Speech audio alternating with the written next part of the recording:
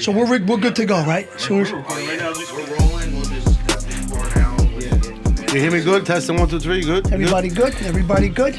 Everybody's fucking. Yeah, I hear that. Oop, that's definitely working. Well, I hear a loop. Yeah. Testing 1, 2. Testing. Yo, what's going on? We good? Yo, can you give me a guidette? What's the guidette? You want a Yeah, I guidette? want a guidette. You want me to just pull one off the street and get you one? Yeah, no. When you know, that'll be like. One that I know? Yeah, no, not like that, but like, you know, that you've never been with.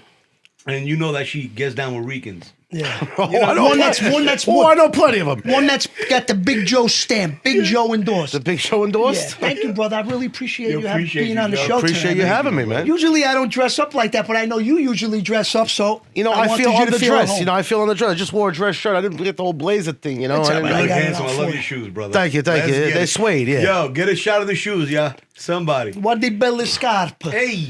Giorgio Brutini. All Nice. Wow, Giorgio Brutini. That's a name I haven't heard in a while. Giorgio Brutini. It goes back, right? that. Salud. Salud. Salud. So what's going on, brother? How you doing? Everything good? I'm doing great, man. Amazing stuff, you know? So where did you grow up? Where you? I grew up in Astoria, Queens. Astoria, Queens in the house. Italian. that, middle class? That's predominantly more a Greek area. No, but middle class in a house? Oh, yeah, in a house, yeah. right, Yeah, all right, yeah, not in a building. And like, Yeah, you know, yeah. So how did you like growing up in Astoria? Was it? I loved it. But my time was the best time. It was pre-internet days, you know, we still went outside, we still played, absolutely. we did things. We had a life. We weren't, you know, no computers, no phones. It was a Right. different time, you know. It was a great time, actually.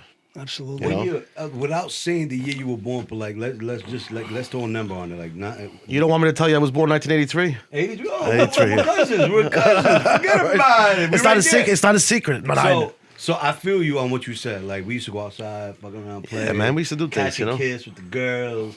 Manhunt. We used to play Manhunt. Manhunt, and shit like that. Manhunt, Suicide. 1, 2, 3, Remember 1, 2, Suicide 3. with the ball. Suicide. Kick the Suicide. can. You guys Oh, ever yeah. play kick the can, or was that a Yonkers thing? That must have been a Yonkers thing, brother. Low key. Yeah, when I ask I people, kinda they don't heard of really it, know but about kick we the didn't- can. we did wiffle That might have been ball. like Wiffle ball, we a did wiffle Yonkers ball. exclusive. Any of you guys ever heard of boxes? You have 4 people in a box, and it's like tennis, but like just with a basketball, and you got to protect your box. You can't let the box. Yes, it yeah, can't yeah, go I heard that. outside, Yeah, bro. the schoolyard. Yeah, There yeah, used to be a yeah. motherfucking line, bro. That shit was like the welfare office. You grab a box, and whoever's out, like people used to be real good, and you got home. You know what I mean? He's at home. Yo, that shit. Those were the best days, man. Schoolyard days. Yeah, the Yeah. schoolyard Doesn't days, exist cuz. anymore, Definitely unfortunately. You know what it is?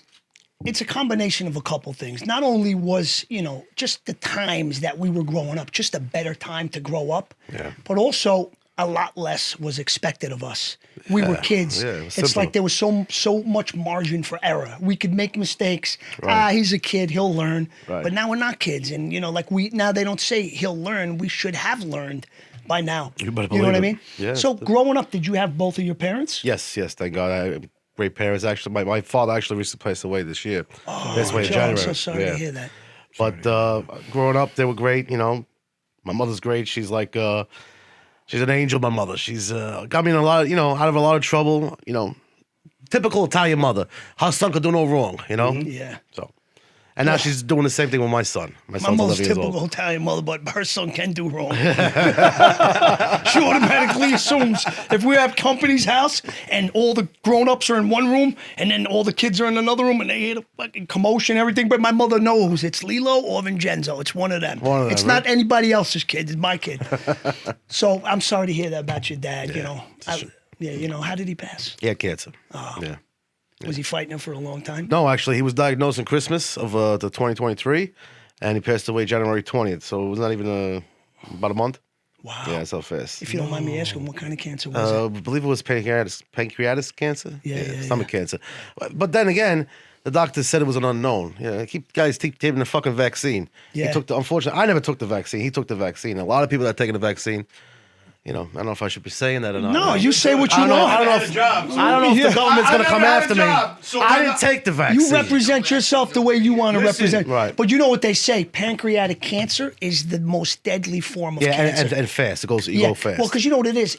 They say once it's in the pancreas, it was already everywhere else. Exactly. That it metastasized to the end Right. of the road. So Right, when they right. find it there, There's really, I mean, look at Steve Jobs. He was the richest guy in the world pretty much. And he had it and couldn't really do anything with all the money that he had. Yeah. So it's like, but when once he was again, diagnosed, it was already stage 4. Once that That's shit it. got you by the balls, you're done. Yeah. But that kind of cancer, like if you get prostate, you could outlive it. It's not the end of skin cancer. cancer, but lung that, cancer. Yeah, but that's he didn't even make it to chemo. I mean, he was, he wasn't strong enough. Yeah. Unfortunately.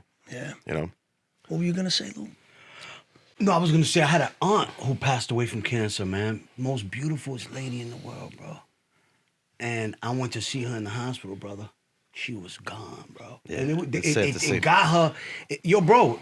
I heard. I was in the hospital maybe 2-3 weeks later, bro. She was gone, bro. And that lady raised me with her mom, my Aunt Becky.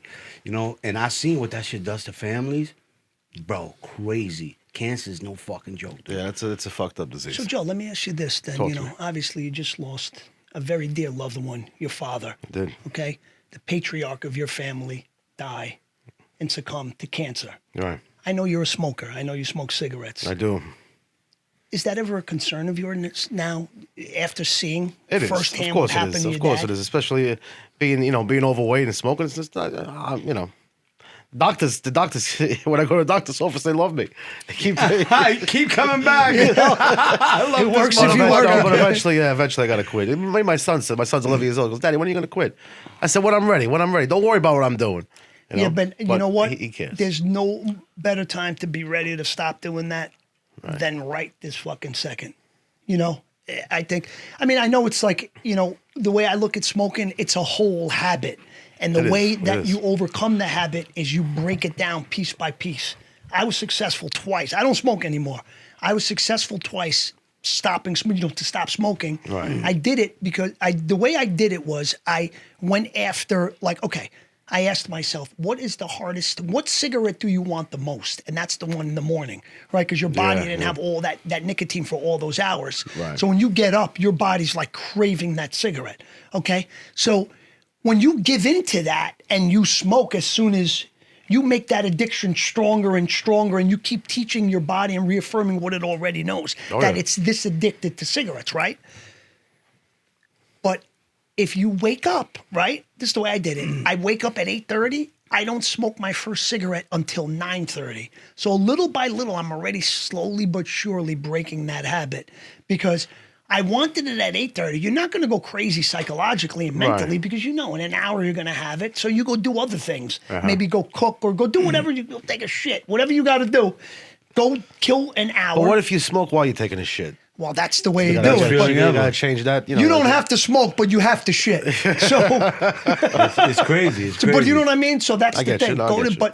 but you got to learn because we associate sitting on the toilet bowl with smoking. So that's part of that I too. know about That's- coffee. Coffee's a Coffee's big thing. another one. It's coffee, the vape for me, and the phone. Those are my 3 things. I gotta say, with this vape thing, I think the vape is a lot worse than Oh, cigarettes. absolutely. I'm done. I'm and more already addictive. dead. But people are vaping. Dude, I vape in my crazy. sleep. I fucking vape in my sleep. you can do it Steve, I'll anywhere. be there at 7, Steve. You could do it. It's true though. I mean, I only tried it a few times. It's like Yeah. smoking antifreeze to me. Yeah, I mean, this shit I is crazy. I won't Yeah. touch it. Popcorn lung. Well, yeah, popcorn lung, exactly. Yeah. It caused popcorn lung in people in 5 or 6 months. Yeah, it's- Because popcorn lung, I think it was in the factories of the people that something with having to do with popcorn, but being exposed to that over so many years caused them to have popcorn lung. Okay, but this is after 15, 20, 25 years. Now, these vapes, I don't know if it's all of them, so I don't want to say it's all of them, but there was a particular type at one time that was causing people to have popcorn lung within not even a year. Yeah, you That's see? pretty serious. Yeah, that's serious. You know what I mean? You don't know. You don't know what. We're guinea pigs right now to them vape. Oh, you better shits. believe it. But Yeah. vapes is just one on the list of being guinea Yeah, pigs. yeah, Let me yeah. tell But you. you know, lot. it's like when I see people with the vapes, it seems like they never stop smoking. It's like they always. It's more and not addictive, even yeah. people that smoke cigarettes Bro. smoke that much. I be on the webcam sites with the whores, and them bitches is vaping. Like when I'm shooting my coins or whatever, they're in there. I'm throwing them my little coin, taking private, have fun with them. They're vaping. What kind of fun? Like hammer time. Yeah? I'm talking Look, here he the is. Hammerstein Ballroom. Bitches going crazy. Michael Myers goes to heaven. Hammer type shit. time. Hammer time. The Let's Hammerstein go. Ballroom edition. But you control these animals, but you can't tell them to stop vaping. They're gonna keep No, vaping. they can't even stop vaping. Them bitches is there wilding, That's a vaping, fucking- this is- masturbating, assholing. It's fun. It's fun. You guys talking about smoking, I'm coughing. I'm sorry, Pops. Fuck popcorn lung, my nigga. In effect. That's I need funny, a that's water, funny. you know. You need a water? Can somebody get Loopy a water, please? Oh, you want a room temperature one? Yeah. Oh, I got him right now. Thank Yep. you. Let's go. Yeah, two things Puerto Ricans are known for. They only drink room temperature water, and they always burn the garlic. They always burn the garlic. Yo, and according to Lilo, they love tolls. Yeah. No, he goes like this that? because the other day we were talking on the phone. He goes, "Oh, Italians don't like those. Italians don't like the tolls." I said, "Why? Puerto Ricans like tolls?" Yeah. You name me one Puerto Ricans ethnicity or do? nationality of people that like tolls. Who likes Yeah, Scandinavians. They're known to like I'm tolls. just You know? breaking his balls. No, but so Puerto Ricans are cool. I like to have Puerto Ricans around me when shit gets down when it's fight. No Because doubt. they get down, you know? let me tell you, some of the toughest guys in prison were Puerto Ricans. Oh, I believe it. Puerto Ricans get down, man. No, they get down. There's not as many of them as you would think, but the ones that were there were tough. Very They're tough. really tough. loyal. Like the 80s and the 70s is a different era, man. Right now it's a little yeah. spooky out there. Oh, yeah. Yeah. So besides all that bullshit, what did it for you on the gram to like get the world? It was all an accident. It was All in Nah, all. I Yeah, I want was to going hear to it. say, I what want to hear it. inspired you to start creating this content and sharing it online? Well, I always had the look. Right, Yeah, look, absolutely. yeah. I was First thinking about time that. I saw you, that's all we had to look. I said, this guy's a character. I seen you in the car. Right. I was like, who the fuck is this guy, right? But once you started talking, you had such a nice, sweet way about you. You come across different than what you look, which is why I love you so much. Right, thank you. Thank You know you. what I'm saying? Right. You're a great guy. You really you. are, man. And it's really Well, great I've been having like this all my life. Nothing has changed. I haven't, Yeah. you know, The world is transformed just- myself is to new be, to the world. you know, but I've been like this all my life. And people said, Joe, you know, you should go into the movies. You got that face. You know, you look like a gangster. I walk into a room and everybody goes, hey, who's the gangster? All my life. Right. So TikTok started, right? Right after the pandemic. And during the pandemic, after the pandemic. Let me ask you a question. What did you do prior to that? What do you mean? As far as Making a work-wise? living, paying your bills. Oh, I had several jobs. I had a business. I owned an ambulance company with my father. Oh, okay. You know, I did construction. I All worked right, for. let's- TikTok. You want to I fast want forward? it, I Okay. want it. TikTok happens, right? Friend of mine, actually my cousin, calls me up and says, "Joe, you got to download this fucking app, TikTok." Now, I didn't have social media. I had no Facebook. I didn't have Instagram. I was under a rock somewhere. I was What social. year? This was what? 2019, 2020. I was under a rock somewhere. I didn't have any of that stuff. So he says, you have to download this app, TikTok. It's funny. There's Italians on there. You're going to laugh. You're going to piss your pants. So I downloaded it. Then he goes, you know, Joe, you should make a fucking video. It'll go fucking viral the way you are. I said, yeah. I kept pushing it off. Finally, I did it. I started with 55 followers, you know, friends and cousins, and I made this video. I don't even remember the first video I made. It was me probably talking in my car or something. The next day, I got 1,000 followers. Next week, I had 10,000 followers, and it went nuts. People like gravitated to me. So it started on Yeah, TikTok I first? started on TikTok, and that's how people started That's what noticing me. Well, you and had stuff that like way about you, man. You have a very inviting way about you. It's Right, very nice. yeah. I told you the same thing. I said, you get on there, the love you have and the emotion. Yeah. We're going to be eating you. Yeah, no, I have relatives in the UK. They were like, Layla, you must get on there. You It's do that like pretty people good. throw money at you. When I heard that, I was like, they can do all the money, yeah. I was telling him the same thing. I'm like, they throw money on there, bro. It's crazy. Wait, do you fuck with the live and shit I like can't that? believe Oh it. yeah, I used to. Well, not as much now because Yeah. I'm just so busy with doing other stuff. But yeah, I used to go on live. Used to fuck around, and then I got into Instagram, and that's where I became big on Instagram. Yeah. Usually it's the opposite. You have more following on TikTok as you start out than Instagram. Yeah, With you me, it was did the it opposite. backwards. It was the opposite. So would you say that you have gotten more from Instagram? I think so. Yeah. More Well, of a platform and more. I think so. Yeah. You know what I think I call Instagram the hood. And the mafia, like the hood loves mafia films, mafia characters. Even like Oh, he they said, he ate it fucking up. shuts it down They ate it just up. walking in a room. So his appearance is catchy. I'm telling you, once I seen him and I liked one of his videos on Nico's page, bro, they all started coming. The other dude with the cigars and the nice Cadillac with the glasses. I don't know his name. What's his name? I seen you did a video. Oh, Big with him. Time Tommy? No, I don't know if that's his name. He Well, don't there's a look few like guys with glasses and Yeah, I driving know. Cadillacs. Yeah, the guy right? with the nose, right? that. No, he got like he be, no, not no nose. He be having like the glasses. He's always smoking big cigars. I think it's Big Time Tommy. I think He's a it's heavy like- set yeah, fella. yeah. That's Tommy. And he What's up says, with him? take Big it Time easy. Tommy, Yeah, take it easy. Yeah. What's up with him? That's what I'm saying. I seen him. I liked his stuff. Then I started seeing Tom. Then I'm like, yo, there's a whole movie of these dudes. And then they did the shit that Goodfellas did. He was like, yo, Yeah, they yeah. remade that. Well, Yeah, yeah. Tommy was a reality star. He was? He filmed in what? Carfellas? What is it? He was. I don't know. He's a TV guy. Okay. Yeah, but he did pretty well for himself. He did. Yeah. He's got but- what, 500,000 followers now. Yeah, he's doing Did his he, thing. what? I don't know. Did he lose his legs or something like that? Not that I know of. No. I don't think so. I thought I heard I no haven't because seen he him had in a while. I haven't diabetes seen or him. something like that. I remember hearing something like I hope that. not. I haven't spoken to him in a while or this or that. Neither have I. But Yeah, If but you what- let Instagram tell it, y'all niggas is the bestest friends ever. The way all those skits were playing out. how long ago? Because this was probably a while ago. When I Nico first started? when Nico was posting, Nico was posting you. The New York pages were posting y'all. Like Okay, y'all was okay. everywhere, bro. Well, who put me on the map was Growing Up Italians. Okay, Growing Up okay. Italians put me on the map, Yeah. and so did New York Nico. Yeah. You know, in fact, how Sabino tried to find me, he didn't have I had no social media. He didn't know who I was. He put a picture up. Of me. like wanted. Anybody know this guy? Please fucking call That's me. I happen funny, to be though. a friend Yeah, of that's ours, amazing. Mike, who hooked us up, and the rest is history. yeah, Sabino, I was on that podcast. We did it at this like organic dry cleaning place in the Bronx on Tremont. Okay. And as we were doing the podcast, I told him I was like, where because he was asking me about the whole night I got in trouble and all that, and I said, well, believe it or not, I said the location of where it happens, like right up the street. Oh wow. And I remember we went there, and I was. Oh, you kinda, went there? Yeah. I was kind of like giving him a play-by-play. He got a little freaked out. He's like, "Oh, you guys want to leave? You guys want to go?" And I'm like, "But I thought you wanted to see." You know what I mean? But yeah, That's cool. I didn't know that. I didn't know you were on the podcast. Well, he did that. He's doing that podcast for now 8 years. I just recently started going on there. wow, that long? Supposedly it was 8 years. I yeah. was on it in 2020. I Yo, remember it was time right in the flies, beginning bro. of the Time year. flies, man. And little Mario Bosco. Oh, my buddy. I love Mario, My bro. buddy, bro. I love Mario. man. Mario's a 51-year-old man. Yeah, you know yeah. that, right? Okay. Yeah, he's, Oh, what's up? I want to kick it with homie. Yo, I want to kick it with homie. Mario man. looks I like seen a- him around he'll New definitely York. come on the show. Yo, he Oh, looks yeah. like he's a little kid, but he's got this. Yeah, I love him though. He's Sicilian. His He- voice He used to is make my father iconic. laugh like you have no idea. My Oh, yeah. father used to, because he spoke the same dialect, and he's like a little. He looks like a little kid, but he's a man. So he carries himself, and the stuff that he says, he is so. And then you slice the trout. The way right. He was in that movie with Mickey Bullet. Rourke. Yeah, Oh, yeah. Bullet. Yeah, he was one You of the kids. recognize the Yeah, line. yeah, of course. I of can't course. believe it. You remember Buffalo Bill? He plays Mickey Rourke's brother. And this guy's so nuts. There's 3 nuts brothers. One of them's a fucking convict, Mickey Rourke. One's the an other artist. brother's a drug addict. Yeah. And then the other one still thinks he's in the war. He wears dirty underwear.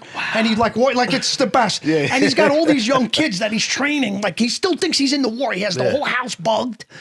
And remember, he was listening to the story when Mickey Rourke came home from prison. Welcome home, convict. No, but he goes like this. He goes, real touching story. My hemorrhoids bleed for you. Right? Jesus But he was Christ. telling him about when you first come home. Picture Right. some young cherry from the neighbor getting his asshole reamed out. And that's what he heard, and then he came down. He came down. But yeah, that's it was what otherwise. Mario was in that He was in that scene. movie. Mario supposedly claims he's been in like 30, 40 movies. I believe it. You know? He's Absolutely. been around. He was in Absolutely. Bronx Tale.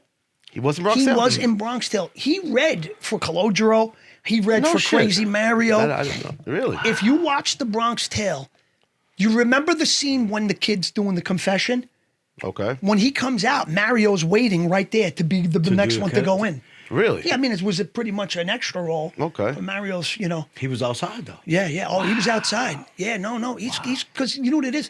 He looks like a kid. He can play a kid, but he's way more advanced than a kid. He's a grown man. Yeah. So it's like you got, you know what I mean? Right. So let me ask you a question. How has this impacted your life? I mean, what would you say is, I mean, I'm sure in some ways in a bad way, right? You have less privacy. If you're out, people bother you. Hey, Joe. I don't think it as a bother. I mean, but people always want to take pictures of me. They get starstruck. I'm looking at them like, you want to take a picture with me? Especially with girls, like women, like beautiful women come up to me like, Joe, can we take a picture? I'm your biggest fan. Okay, like, can I take a picture with you? I want to say, you Yeah, know? yeah. It's still surreal to me, you know. Did But you it's, ever ask them if they want to take more than a picture with you?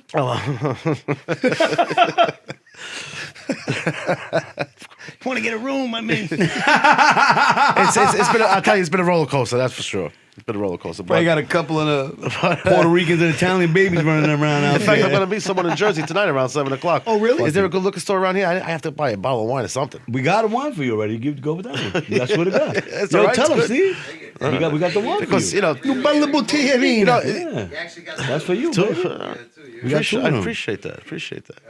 Drink So one. obviously this has been lucrative for you. You've been able to like really make a good living with all this and everything. Yeah, I mean, like, listen, I'm just doing numerous things. I'm getting a cigar. I have actually a cigar line out. It's called the Big Joe Gambino. San Giuseppe makes it. Big Joe Bonanno makes it. His company makes it. I'm getting into wine. I'm doing a wine company called the Five. That's in the works. Okay, That's awesome. You know, and then Kia recognized me by just talking about my truck. You know, and now I'm doing commercials for Kia. So it's That's like, you know, fucking dope. and my main thing is going into acting, like going into movies. That was my dream, and that's my goal, and that's, you know, it's becoming a reality. Well, it's happening. We're on 2 projects with Yeah. me and Lilo. Yeah, we're on a film called Avenue U Right, with right, Gino Donatelli directing. Great And movie. then Guns and Grams with Larry Durr. right. Yeah, so that's great. That's exciting stuff. It is. And I did a short film with Amon Asante. It was called Experts in a Dying Field. I just went to the premiere a couple weeks ago in the city.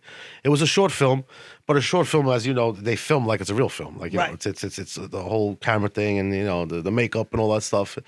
And I filmed with Amon Asante, and I tell you, he's my idol. Growing Who's up, that? Amon Asante Chris? played Gotti. Yeah, he played Gotti in the Gotti movie. He was in Mambo Kings. Mambo Kings. That was another big movie. That was really what he became famous. There was Yeah. a couple of Gotti movies. I seen fucking. Not the one with Travolta. Not obviously. Travolta. No, Yeah. that's no the one. I seen that one too. Yeah. So Amon Asante was really good in that role. Amazing. He's Yeah. he's you know, Amon Asante is a great actor. So I had a small part, like 5 lines in that short film.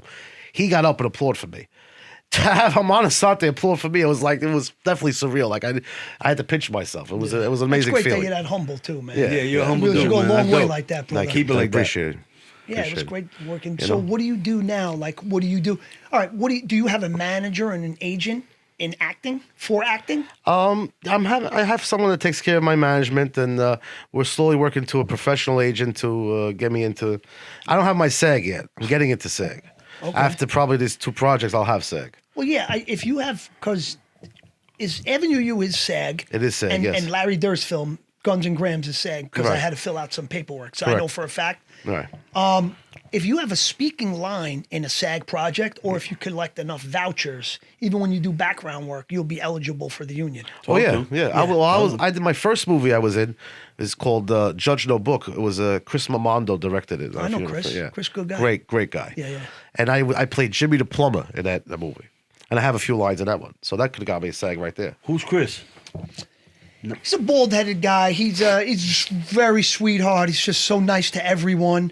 I can't. I don't know what you. I don't Okay. know what I could. I'm thinking like Chris Montasante Reference. or some shit. Yeah. Have you ever seen the show Chris Gravesend? Montasante. His real name is Michael Imperioli. Yeah. That part. Yo, one bit six, man. My bad, man. My bad. That's right. No, but he's in that show. That show what this Gravesend. He's on that show Gravesend. Yeah. I don't know if you ever saw Gravesend. Looks like it was made by a film student.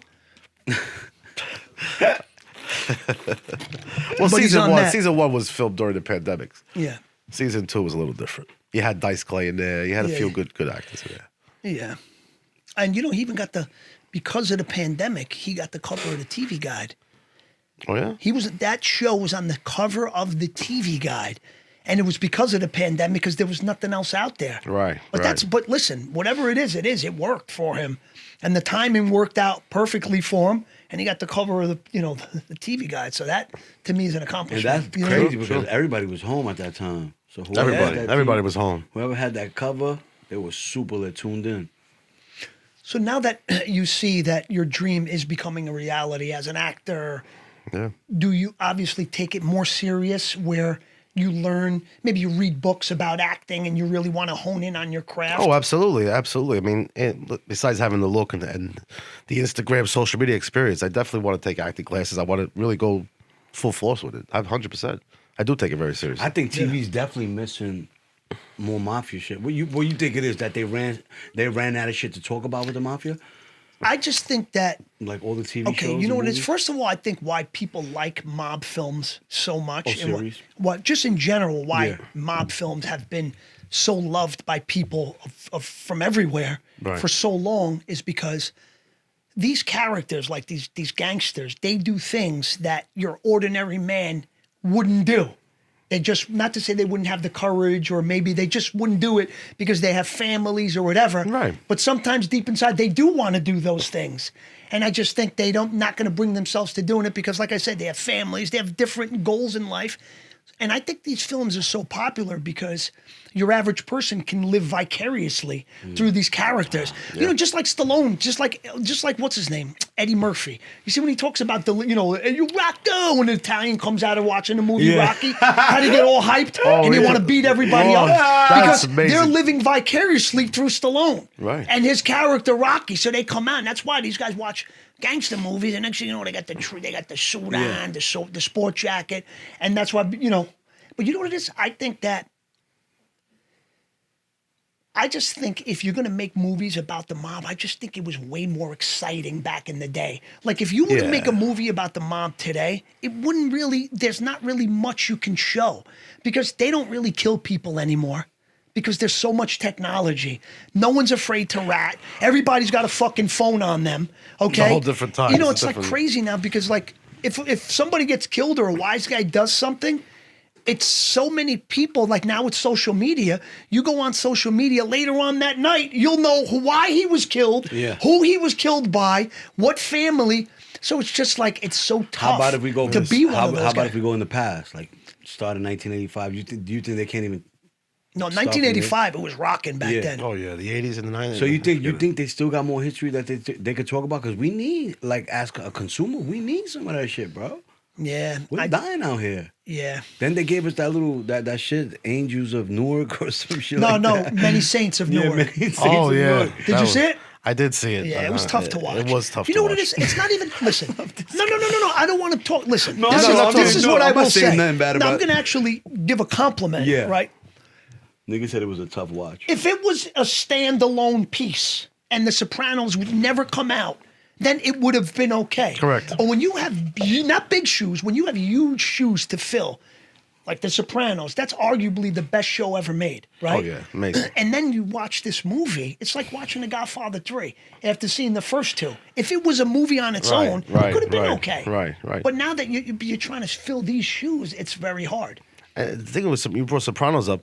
People started watching The Sopranos now. The younger generation is watching now. This show is what, 20 years? How long has it Well, been? it came out in 1999. There you go. January 99 is when it debuted, and then 2007 it was the last season. Right. So they did about eight or nine seasons, or eight Yeah. seasons. But you're going back almost 20 years ago. Yeah. Yeah, I'm not gonna lie to you. I was watching that shit on fucking HBO.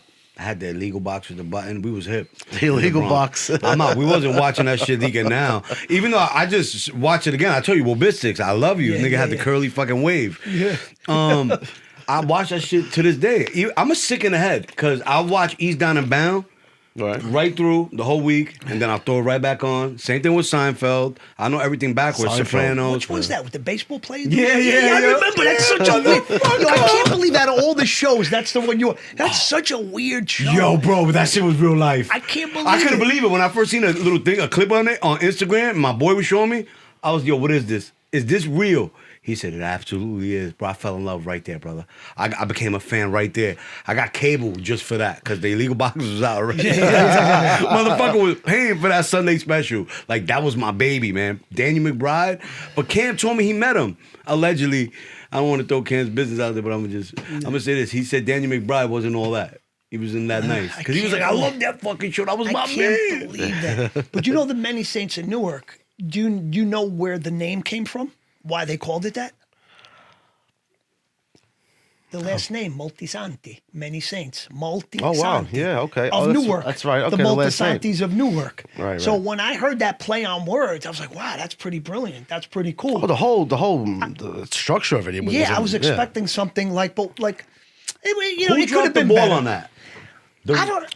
You know what? I think the ball was dropped when they waited so long to make the movie. Because then Gandolfini died. You remember how they made the other one? What was it? Entourage. They made the movie, or even Breaking Bad. They made the movie El Camino, but they did it, you know, not too long after the show. Okay. You know, finished. Yeah, it makes sense. But Sopranos, Gandolfini died. I think it was in like 2013. I think it was around the summertime. Yeah. Because remember, I was away and my friend was on the phone with his father, and he said, "Yo, Tony Soprano died." I was like, "Oh." You know what I mean? But you still had 2007 until 2013. Right. You still had 6 years. Yeah. You could have made, because David Chase is Who did that unbelievable. movie? David Chase? David Chase. No. Yeah, David Chase. I believe he waited too long. I think that's a stage name, David Chase. I think it's David Lecchese. I think his last name was Yeah, Lecchese. I've seen a documentary on Yeah, him. he's Italian. He's Yeah. Italian. I've seen that. Oh, the one with all the Sopranos. Right, You know, I right. got to check for that because you see me in there. My manager called and said, "Lilo, they want that's right. Here he is. What's up there, Hey. buddy? With the Donnie, right? Donnie. Donnie, Where's that from? Donnie. will you close that window? Well, now we're speaking about mob and mob movies. What's your favorite movie? What's your favorite mob movie? Or you want me to tell you what's your favorite 3? Because there's a lot. That's what I'm saying. There's a lot. What's your So, top 3? I love Goodfellas. I love I love Lefty, Donnie Brasco. Donnie Brasco. I love Donnie Brasco. Yeah. I don't want to be because you could easily throw Casino there, but I don't want to be commercial. Yeah, I but you wanna, missed the best one. The bro. Godfather. Yeah, right there. Yeah, I was young. I was young, but you know that's my shit. But I'm talking about I gotta go into this like for real. The Godfather. I mean, Goodfellas and all that. Like that's what I was born into already, off rip. Casino, the Donnie Brasco, and I remember my French parents took me to see Donnie Brasco. Every time you say Donnie Brasco, Donnie's going nuts. Who that? Donnie, yeah, Donnie You think Brasco was you're calling crazy. him? Just so you know. Yo, so listen, I went with my boy. My boy's family took me to see that movie. Right? They were Ecuadorian people. The mom was Puerto Rican. The father was Ecuadorian. So we there. I'm mad young. I'm watching the movie. I don't even really know what's going on, but I know I'm liking it. She was mortified, the parents. It was like, that movie was disgusting, it was trash, it was boring. Donnie Brasco? Yeah. And as I got older, 16, 17, I throw it on. I'm like, nah. I knew I liked it as a young kid because I couldn't agree with them. I told my mom, I was like, never send me with those people to the movies again. I was like, they didn't like this movie and it was a good movie, but I didn't really know the history behind it and the cop, and I was young, brother. Yeah, I knew the real guy. We did. Remember the show I was showing you, Yeah. Falcone? Yeah. He was a technical He was a technical consultant, Joe. We called him, Joe Murphy, but it was Joe Pistone. And I got to be honest with you, Donnie Brasco doesn't fall as one of my favorites. I think it could have been a lot better. I love Johnny Depp as an actor. Yeah. I don't think Right. he was the right choice. I agree with you. What for made Joe. that movie was Pacino. Okay, first of all, Pacino made that movie. Even the other guy, Exactly. Bruno You heard Kirby. what I said, Lefty. Yeah, 'Cause I Lefty. couldn't get But the- I you know couldn't who get they the should have title. put in that role as the cop, and it would have been a classic. First of all, if you read the book, it's Donnie Brasco and Lefty. They're very close in age. They made the movie like he was like his prodigy and he was his mentor. Yeah. Right. That's not the dynamic. That's not the way it was. They were pretty much the same age. If that was me, the way I would have made that movie, because they brought De Niro and Pacino together for the movie Heat, which is like one of my favorite movies, but they only got one scene together. You watch a 3.5-hour movie because of these two guys, and then you see them in one scene together. Because one and was I heard chasing they the other. weren't even in the on set together. Wow. I heard they weren't even on set together. I would have made Robert De Niro Donnie Brasco because De Niro can play a cop and he can convince them as a gangster. You know how good that would have been? Because that movie is all about the tension. Because That movie had a lot of tension. Yo, a lot Right. of tension. Oh, yeah. Oh, yeah. And I don't know, man. I because it's like it wasn't your ordinary gangster movie because you had the whole FBI and the undercover. right. So It it was had different. that. It was different. I just think it was Like a drama. good. Yeah, it was Yeah, good, but I yeah. think it could have been better. Yeah, Right. absolutely. Is the FBI upstairs? Huh? Is that what you're trying trying to say? Donnie, my dog, is part of that. Yeah, I think he lost his wire right there. Look, there's his microphone right there. Motherfucker. He left it for us. Let me think I'm upstairs. Motherfucker's Cocksucker, wired. I'll leave the mic down there. They'll think they're in the clear. He'll start fucking telling us everything. He'll open his big mouth. Yeah, see, boy, look, he's running his big But mouth you're worried right about now. wires. We have microphones and cameras on us. You're worried about a wire. That's a special one. That's seriously. Do we throw him in the bathroom? Or Throw him in the fucking bathroom. Throw him in the Hey, sonny, bathroom. any bushes in there? He ain't gonna fit. But I remember, boy, I wasn't in the scene, but there was like 9,000 people. It was summertime. You know how fucking hot Yeah, that it looked basement real was? sweaty in there. Oh, I can imagine. It looked I can legit. imagine, yeah. Yeah, Jojo the Whale was sweating. Remember, he Yeah. kept waiting. That wasn't shit was makeup, bro. legit. That was That it worked. Jojo, put back the fuck up. You're dropping everything on me. Yeah. You're breathing on me. Yeah. See, we go back to the gangster movies because I love that. It's such a great genre. Even like Casino, I liked, but I didn't love.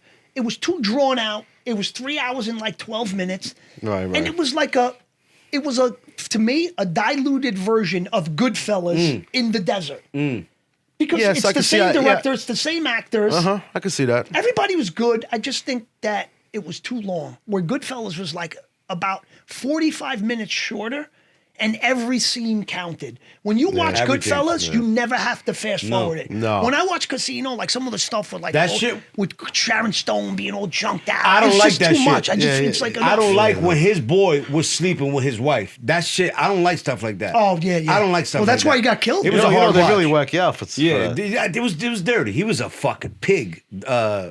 Yeah, Nicky Santoro. Yeah, he was a pig in that movie. In real life, that was Tony Spilotro. Yeah, Anthony exactly. Spilotro. They Yeah. called him Tony. He was the from Ant. New York, right? No, No, Chicago. Chicago. He was a nut. Him and his brother were nuts. Yeah. And they really did that to his brother, but I heard they beat him with shovels. Yes. It wasn't bats, it was shovels. He was already in the floor. Yeah, they fucking beat his brother to a pulp. And imagine that, watching your brother That's get beat up Yeah, like that. and making his brother watch. Yeah. Yeah, That's that's tough. hardcore That's shit, a tough bro. watch.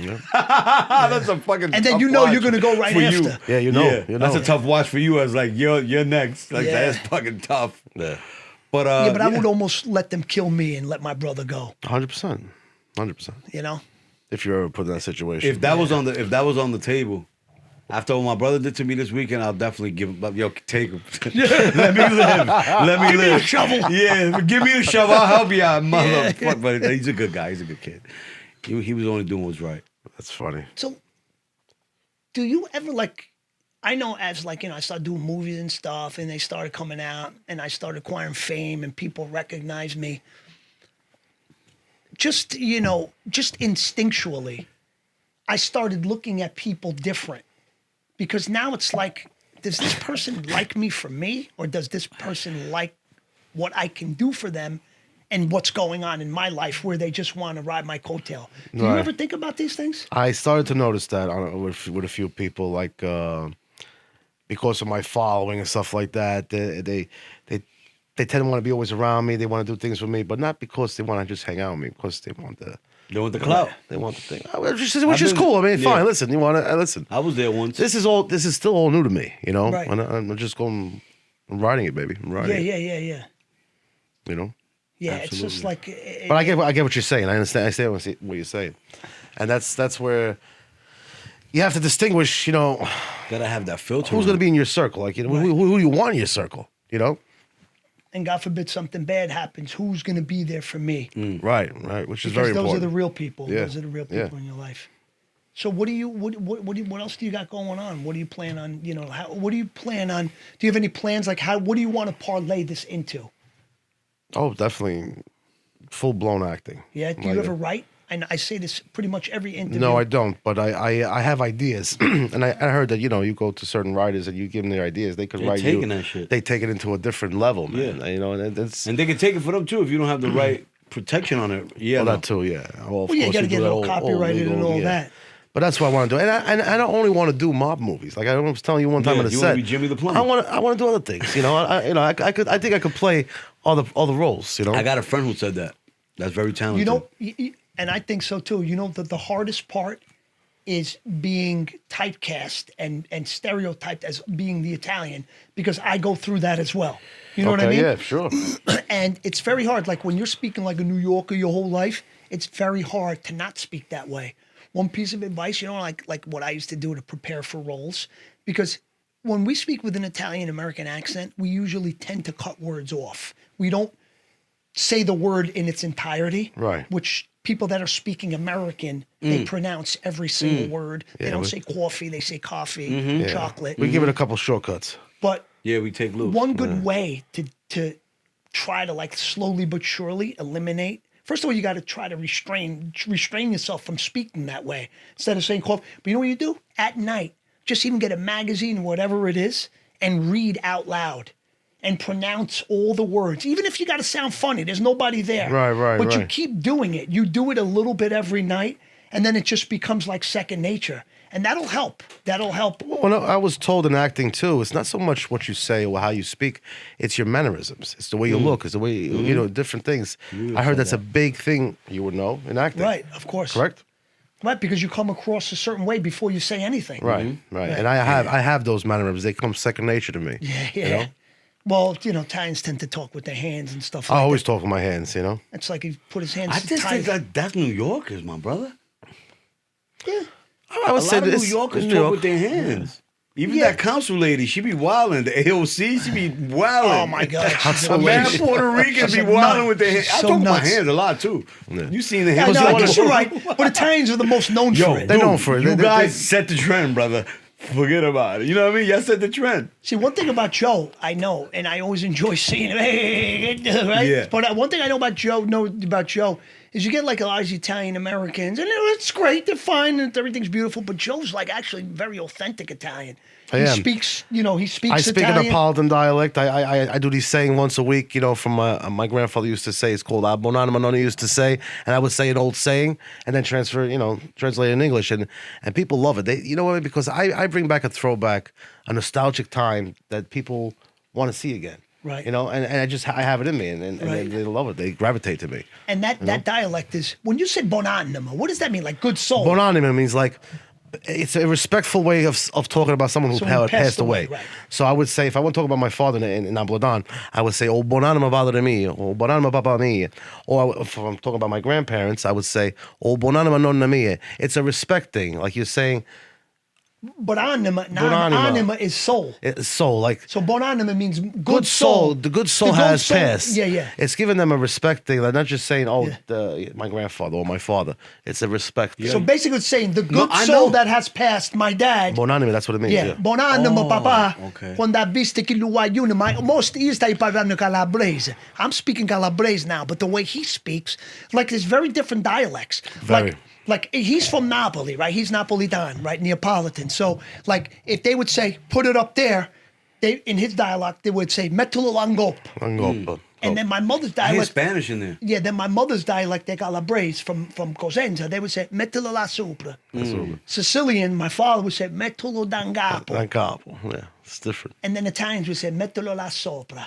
It's the more singy-songy way Yeah, you speak yeah. Italian. But then you got when we spoke to Speedy, the girl Speedy, Chiara, she was from Bades. Oh, that's like speaking Chinese. Yeah, that's like a different language. Like when we used to go to my aunt's house and they speak like so fast, it's very, very hard to understand. Shamashi. Yeah, vaca tu bene. Italians have a lot of different dialects. Why, Puerto Ricans don't have different dialects? Oh, absolutely. Like we tell when we go see our grandmothers, we say bendición. Like when you see your grandmother, my mom used to tell me as a little kid, when you see your grandmother, say bendición, give her a kiss on the cheek, and don't make my fucking life hard. And if you didn't say bendición to your grandmother, you was getting that ass whooped. Yeah, well, what Italians say, benedica. Sa benedica, vossia. My uncle used to yeah. say, So God you bless definitely you. got Bless you you. got definitely got speed on shit. The Dominicans talk super fast, yeah. and then like it's like the dialect. There's some stuff that I was saying in Puerto Rico when I went out there. Like I don't know. Like my Spanish from New York is different from the Spanish in Puerto Rico and Santo Domingo. Like the words we use in the States, they don't use. Like it's different dialect. Yeah. So I'm like yo, enjola garón, enjola blon. They're looking at me like. Fuck did he say? And Yeah, I'm that's talking a- Spanish. I'm like, yo, enjola un blanc, cabrón, tate quieto. I'm trying to talk their dialect, and they're like, Well, you understand Spanish, right? but not what he's saying. Yeah. That's like totally. You know, that's like when he was like, "Oh, he outside." Yeah. That's like slang. That's a dialect. If you go translate that to someone like some person taking English, they're gonna say, "No, he's not. He's No, fucking. he's definitely inside. He's inside sitting on the couch. Yeah, he's no, definitely he outside. outside though. But no, Yeah. he's not. He's fucking on the couch. Yeah. I just told you. But it's like dialect and the shit that they say. But It's yeah, funny. It's funny. Yeah. Yeah, it's funny. It's Let funny. me ask you a question. The 3, this is for both of y'all. The best 3 Italian foods. Oh my God, the best 3? Yeah, that you would put on your top 3. I want to hear yours and Lilo's. Pasta, probably the one. Number 1. But you Yeah, want but to what get kind in of pasta? particular pasta, or you just want to like types of food? Break it down. You know, Your favorite pasta. Give me your favorite 3 that you. My that you favorite fuck 3? with. Italian food. It's gnocchi, homemade gnocchi, because I used to make it with my grandparents. We used to make it, with the flour, the potatoes. like this too. You go like Yeah. this. Look. We used to make it. So gnocchi Yeah, is probably one of my favorite. Yeah, but there's 2 ways to make the gnocchi. You can make it with the ricotta or the potato. Yes. Which do you prefer? Potato, because Yeah. it's thicker. It's more traditional. In the restaurants, it's more lighter, so that's why they make it with ricotta. Yeah. Yeah. They're both really good. All you do is you boil some potatoes, take the skin off, you put them through the crusher, you mix them Right. with flour, then you got a big piece of chunk of flour with potato, and then you roll it out, and then you get long strings of thing, and then you boop, boop, boop, boop, boop, boop, boop, you cut them into little pieces, and you go like that. That's it. I've done it with my mother a million times. Right. We made fusilli with the metal thing inside Oh, the pot. pasta, All you that could do shit. so much different types of pasta. All right, so we got one. So, all right, pizza's another one. Okay, but Okay. not any type of pizza. Okay. My particular favorite is pizza napoletana, margherita, brick oven pizza, because I'm going to offend a lot of other Italians, Sicilians, and everything. A pizza napoletana is the best pizza you could ever have. You have your Chicago classic, you have your Sicilian slice, your regular slice. Napoletans, they perfected the art of making pizza. You might disagree with me. No, and others might disagree with me, but it's what it is. No, I know Frank Pepe's one of the best around, and he's pizza napolitana. Yes, yeah, well, he's famous for the Neapolitan pizza. Yeah. No, let me tell you something. Napoli's got a very strong. It's got a very strong presence. Like my father was Sicilian. He didn't listen to Sicilian music. He listened to Mario Medola. Oh my he God! listened to Nino D'Angelo. I grew up with those These singers. are all Signor, I figlio sage so. They sing with passion. They That sing shit with that love. Uncle June was singing. Yes. Uncle June, like, Maris Tutara, he was going Uncle crazy. Julia. That's exactly it. Yeah, that's that shit from the soul. That shit from the painting. Oh, And there's a That was saying my in guy. Naples, he knows it because it was in my uncle's house and he had it on the wall. O vino fa vino, e lo sangue fa sangue, ma la fatica te va sangue. You know what fatiga is? El trabajo. Trabajar, but the way the Napolitans say, fatigar. E stai, fatigar. Look, o vino fa vino, wine makes wine, o sangue fa sangue, the blood makes blood, ma la fatica te fa sangue. But Yeah. work makes you throw blood. Ito zanga. Yeah, ito But zanga. if it literally translates to throw the blood, but I guess it's to make it Well, a lose lot of blood. Italian words, a lot of Italian sayings, you can't really translate it in English directly because it will make sense. Like, you hear that someone shit say, throw your blood. Hey, asshole, throw your blood. No, you're not going to say that. Throw your fucking That blood. You shit know? you was Throw saying, your- you say, ponle la sopa. Yeah. It sounded like you were saying, put the soup in it or something Yeah, like that. mételo la sopa. Yeah, mételo la sopa. You pretty much saying, yo, put the soup in it. That's how it sounds in Yeah, Spanish. but he's right though. Some shit you cannot translate. Like my mother's dialect. Mettati l'uma in di carne. Put your shirt on. Amalia in di carne. Because it's supposed to be an undershirt. Right, right. But they say Amalia. Put your shirt in your meat. In your meat. In di In your carne. meat. How do you do that? Like if you had to literally translate that, people look at you like, how do you put my shirt in my meat? Yeah, it's in di carne. it's tricky, you know. Another funny one in Napoletan, they go, hey, they go, mangiare, which basically means, oh, the fucking dog should eat you. Now, you're not going to go around telling people that my fucking dog should eat you. Yeah. Like, Daddy's not going to come eat me, you know? It's like, but in Italian, it does. Yeah. I fuck Che with the it. pozzo da mangiare i cani, chi da morto. Sheesh. Chi te morte, chi te vive. Chi da Mannaggia chi big, te yeah, chi vive. da big, yeah. Fuck those are still alive, And and fuck those are dead, right? But it's crazy. We have all these crazy sayings. So, What about... go ahead, No, brother, no. go ahead. No, you. Well, we did pasta, we did pizza. Yeah, we still on 3. And Yeah. you, You want and the you third coming one? up. Don't. Well, no, I think We what got he was one doing more with for me. you. You want to... Okay, I had this What's pasta your favorite? dish. What's I your had third? this pasta dish, right? And it was at Bravo Cucina in L.A. on the 3rd Street Promenade. Okay. The two owners were Ernie and Pete Lepori. Their families Ferraras. in Ferraris. Little Oh, Italy. Ferrari Bakery, okay. All right. So I go in there one time and we're looking, and I'm looking at the menu and I see this pasta dish. I've never heard or seen it before. And Ernie, the chef, said that he discovered it by accident. Okay, it's called rigatoni della farma. Okay. Okay. Rigatoni de la farm. Della farma. Yeah, de la farm. Yeah, okay, yeah. so it's got free range chicken. It's got rigatonis. It's got mushrooms, and the sauce is heavy cream and teriyaki sauce. Wow. Yeah, dude, it's delicious. Yeah. Ernie said that he hit the teriyaki sauce. He hit it by accident, and it went into the heavy cream, and then he tasted it, and he was like, "Wow, this really tastes good together." And that was like one of my favorite pasta dishes. Never seen it before or after, but it was really good. But I love the gnocchi too. Yeah, gnocchi's one of my Does favorites. rigatoni have a good name up here? Does it have a bad name back home? Because you're like, oh, that stuff's from the motherland. The real coffee beans is from the No, well, motherland. rigatoni is just a. It's a pasta, right? Yeah, it's just a one shape. Yeah, Because you okay. got the ziti. Yeah. The penne smaller with the tips on the end, right? And then Now, you got the ziti. I like rigatoni. Yo, though. I For me, love it's it. You the go to perfect- Carbone, you're paying like $1,000 a plate for the fucking rigatoni. Oh, really? Yeah, that shit is in. You been to Carbones? No, I heard about it. I had some Didn't good Drake ones. say Neither have I. talk about it in one of his songs? And I got good Carbone? friends that always say, "Oh, Joe, we'll take you to Carbones. We'll take you to Carbones." Mag up. Then they never Yeah. call me to take me. Yo, let's take him, Steve. Oh, you guys got a table? We'll get a table there. My little brother does caddying for fucking. Like, leave it up to all a the Puerto rich Rican to people. take me to fucking I promise Carbones and all we you can take fucking you. guys. Guys couldn't all get these him in, years we got to him. the- I promise you, I'll Right. get you in there. I promise you. How does that feel? We Puerto was eating Ricans next taking me to Aaron Judge one Carbones. night, you heard? I'm not even gonna say we, but my brother's me. This nigga's taking pictures of Aaron Judge, my nigga, when he was like one home run away. I swear to Oh, God, wow. bro, from 62, bro. Well, that was not this last year. No, right? that was like at Carbone. It was like 2 years ago. like 2 years Yeah, ago. yeah. Bro, I'm like, bro, cause my little brother, you know what it is? We come from the era where we were raised with Italians and Irish people in the north, right? Okay. So we kind of grew up with manners. You know what I'm saying? Like we have respect. We tip and all that. So my brother does the right thing. He got 2 jobs, 800 credit score. So he gets spots. He got a lot of connections with the Jews, regular white people, good black people. So he's plugged this kid. He keeps it clean. He keeps his nose clean. So he's getting tables everywhere. This guy. You know what I mean? He's fucking doing caddy work he was doing fucking caddy work for Steve Curry. He met my little brother at his job. Next day, he called my little brother for a private event. He was like, "I want you to be my caddy." Took care of him, gave him tickets for the Knicks versus Spurs game. Wemby versus the Knicks at the Garden. Well, that's pretty How cool. about the place Rayo's? He gets a table there. We could probably do it. That little kid is classy, man. I'm telling you, he's a good The kid. place was hard. You ever go there? No. Never been to Never Rails? been to Rails. I was in there one time doing a movie.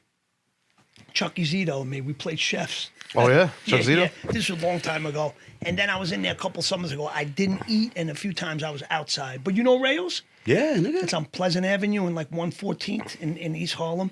It's like a real like. Bro, you that's could- a real Italian spot. Yeah, you could see it right from the the FDR. Somebody really got killed there. I know. That's a real. Yeah, that's somebody a real really. Did you know Italian that? spot. No, I didn't know Somebody that. really got killed. There Yeah? was a lady singing on the stage, and somebody was heckling her in the audience. How long ago was this? This was 90 in the 90s, Oh, wow. 97. It really happened.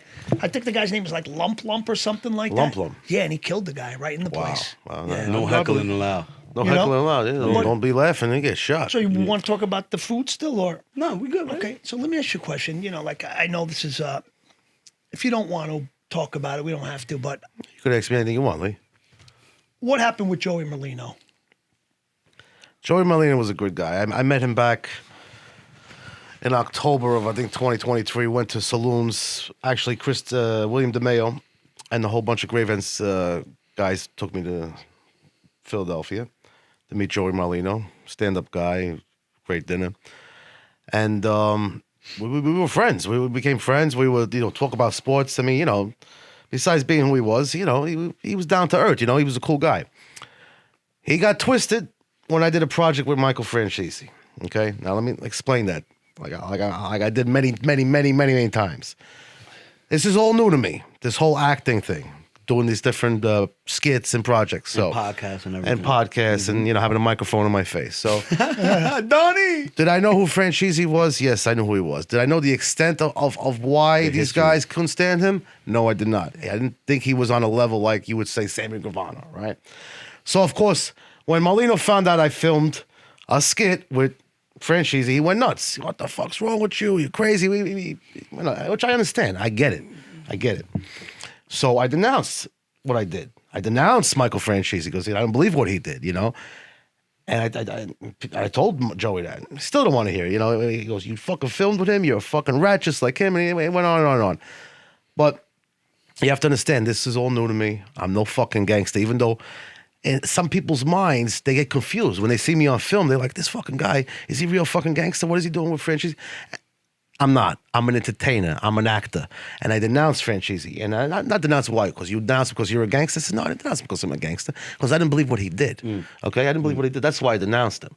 And you have to understand, Michael Franchise right now, he was what he was back then. Okay? You know, with the gas things. His father was the real deal. Sonny, like I heard Frank Sinatra used to kiss his father's ring. His father was... I know, trust me. I'm going to tell you something else, too, about Franchise. Go ahead.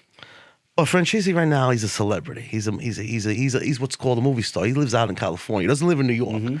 I live in New York, and I have to deal with certain people, and that's why I don't want no part of it. And Joey knows that. Other people know that. If they still can't deal with it, it's their problem because I don't know what else to say. It's not that. He's absolutely right. I have a text message in my phone. Somebody said something to me, too. They showed me a picture of him and said, you can't do these interviews. And I said, why? He said, because this guy has a bad reputation on the street. And he's absolutely right. I believe you. Because, California is one thing. You're out there, with your family, and that's all great. But we live here. Our boots are on the ground here. And we're doing that. It's not to say we won't get smacked or something like that, because people take that very serious. Because, if he did, in fact, do that, a lot of, organized crime guys, they've been in a situation where a rat could have hurt them.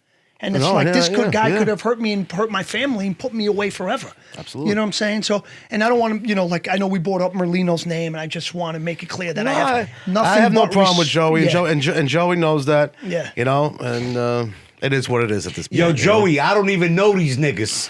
Holla at me. I'm good. Nah, fuck with No, you. but I just want to make it Puerto clear, Rican though. to throw us under the bus. I do want to make clear, though, that I have nothing. I have the utmost respect for that man, Joey Merlino. No, absolutely. He's everything of what he says he is and more.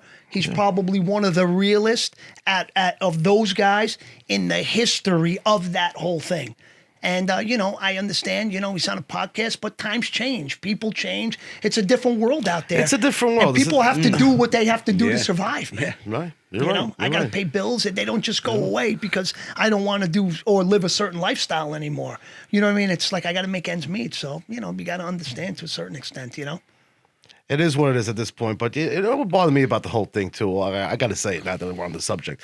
Michael Franchise, Sammy Gravano, these are fucking guys that were way before my time. Like, you going back, 20 fucking years ago? All right, More than that. 20 years ago. More than that. 20 right? years ago was Like in 30, 40. 2004. I was a kid when John Gotti got locked up. I was in second grade. Franchise got in trouble with that before John Gotti. Okay. Franchise was in the early 80s. Right. Okay, so he's even before that. Yeah. So they're breaking my balls about these. Why are you breaking my balls? I wasn't even in that during that time era. Yeah. And they Yeah. And I don't understand how they're doing what they're doing now. Yeah. Right? I mean, think about it. Yeah. But Yep. let me tell you something. Everybody, like Suge Knight. Suge Knight was like a staple in Los Angeles and Death Row Records, and he was a very feared guy. And we'll bring up Sonny Franchise. Right. Like his father, Sonny Franchise, is nothing to play with. He's so serious that he put Suge Knight in his place because his son, not Michael, the other son, Johnny, the one he's got HIV, he was a heroin addict. He testified against his father. own father. He And his testified. father was in his wheelchair sleeping, snoring while the son was testifying. That's how hardcore Sonny Franchise, he didn't even give a shit. But Sonny Franchise's son, John Franchise, wanted to be in the music business, okay? So they were at a place called Mary Lou's, and Suge Knight was there.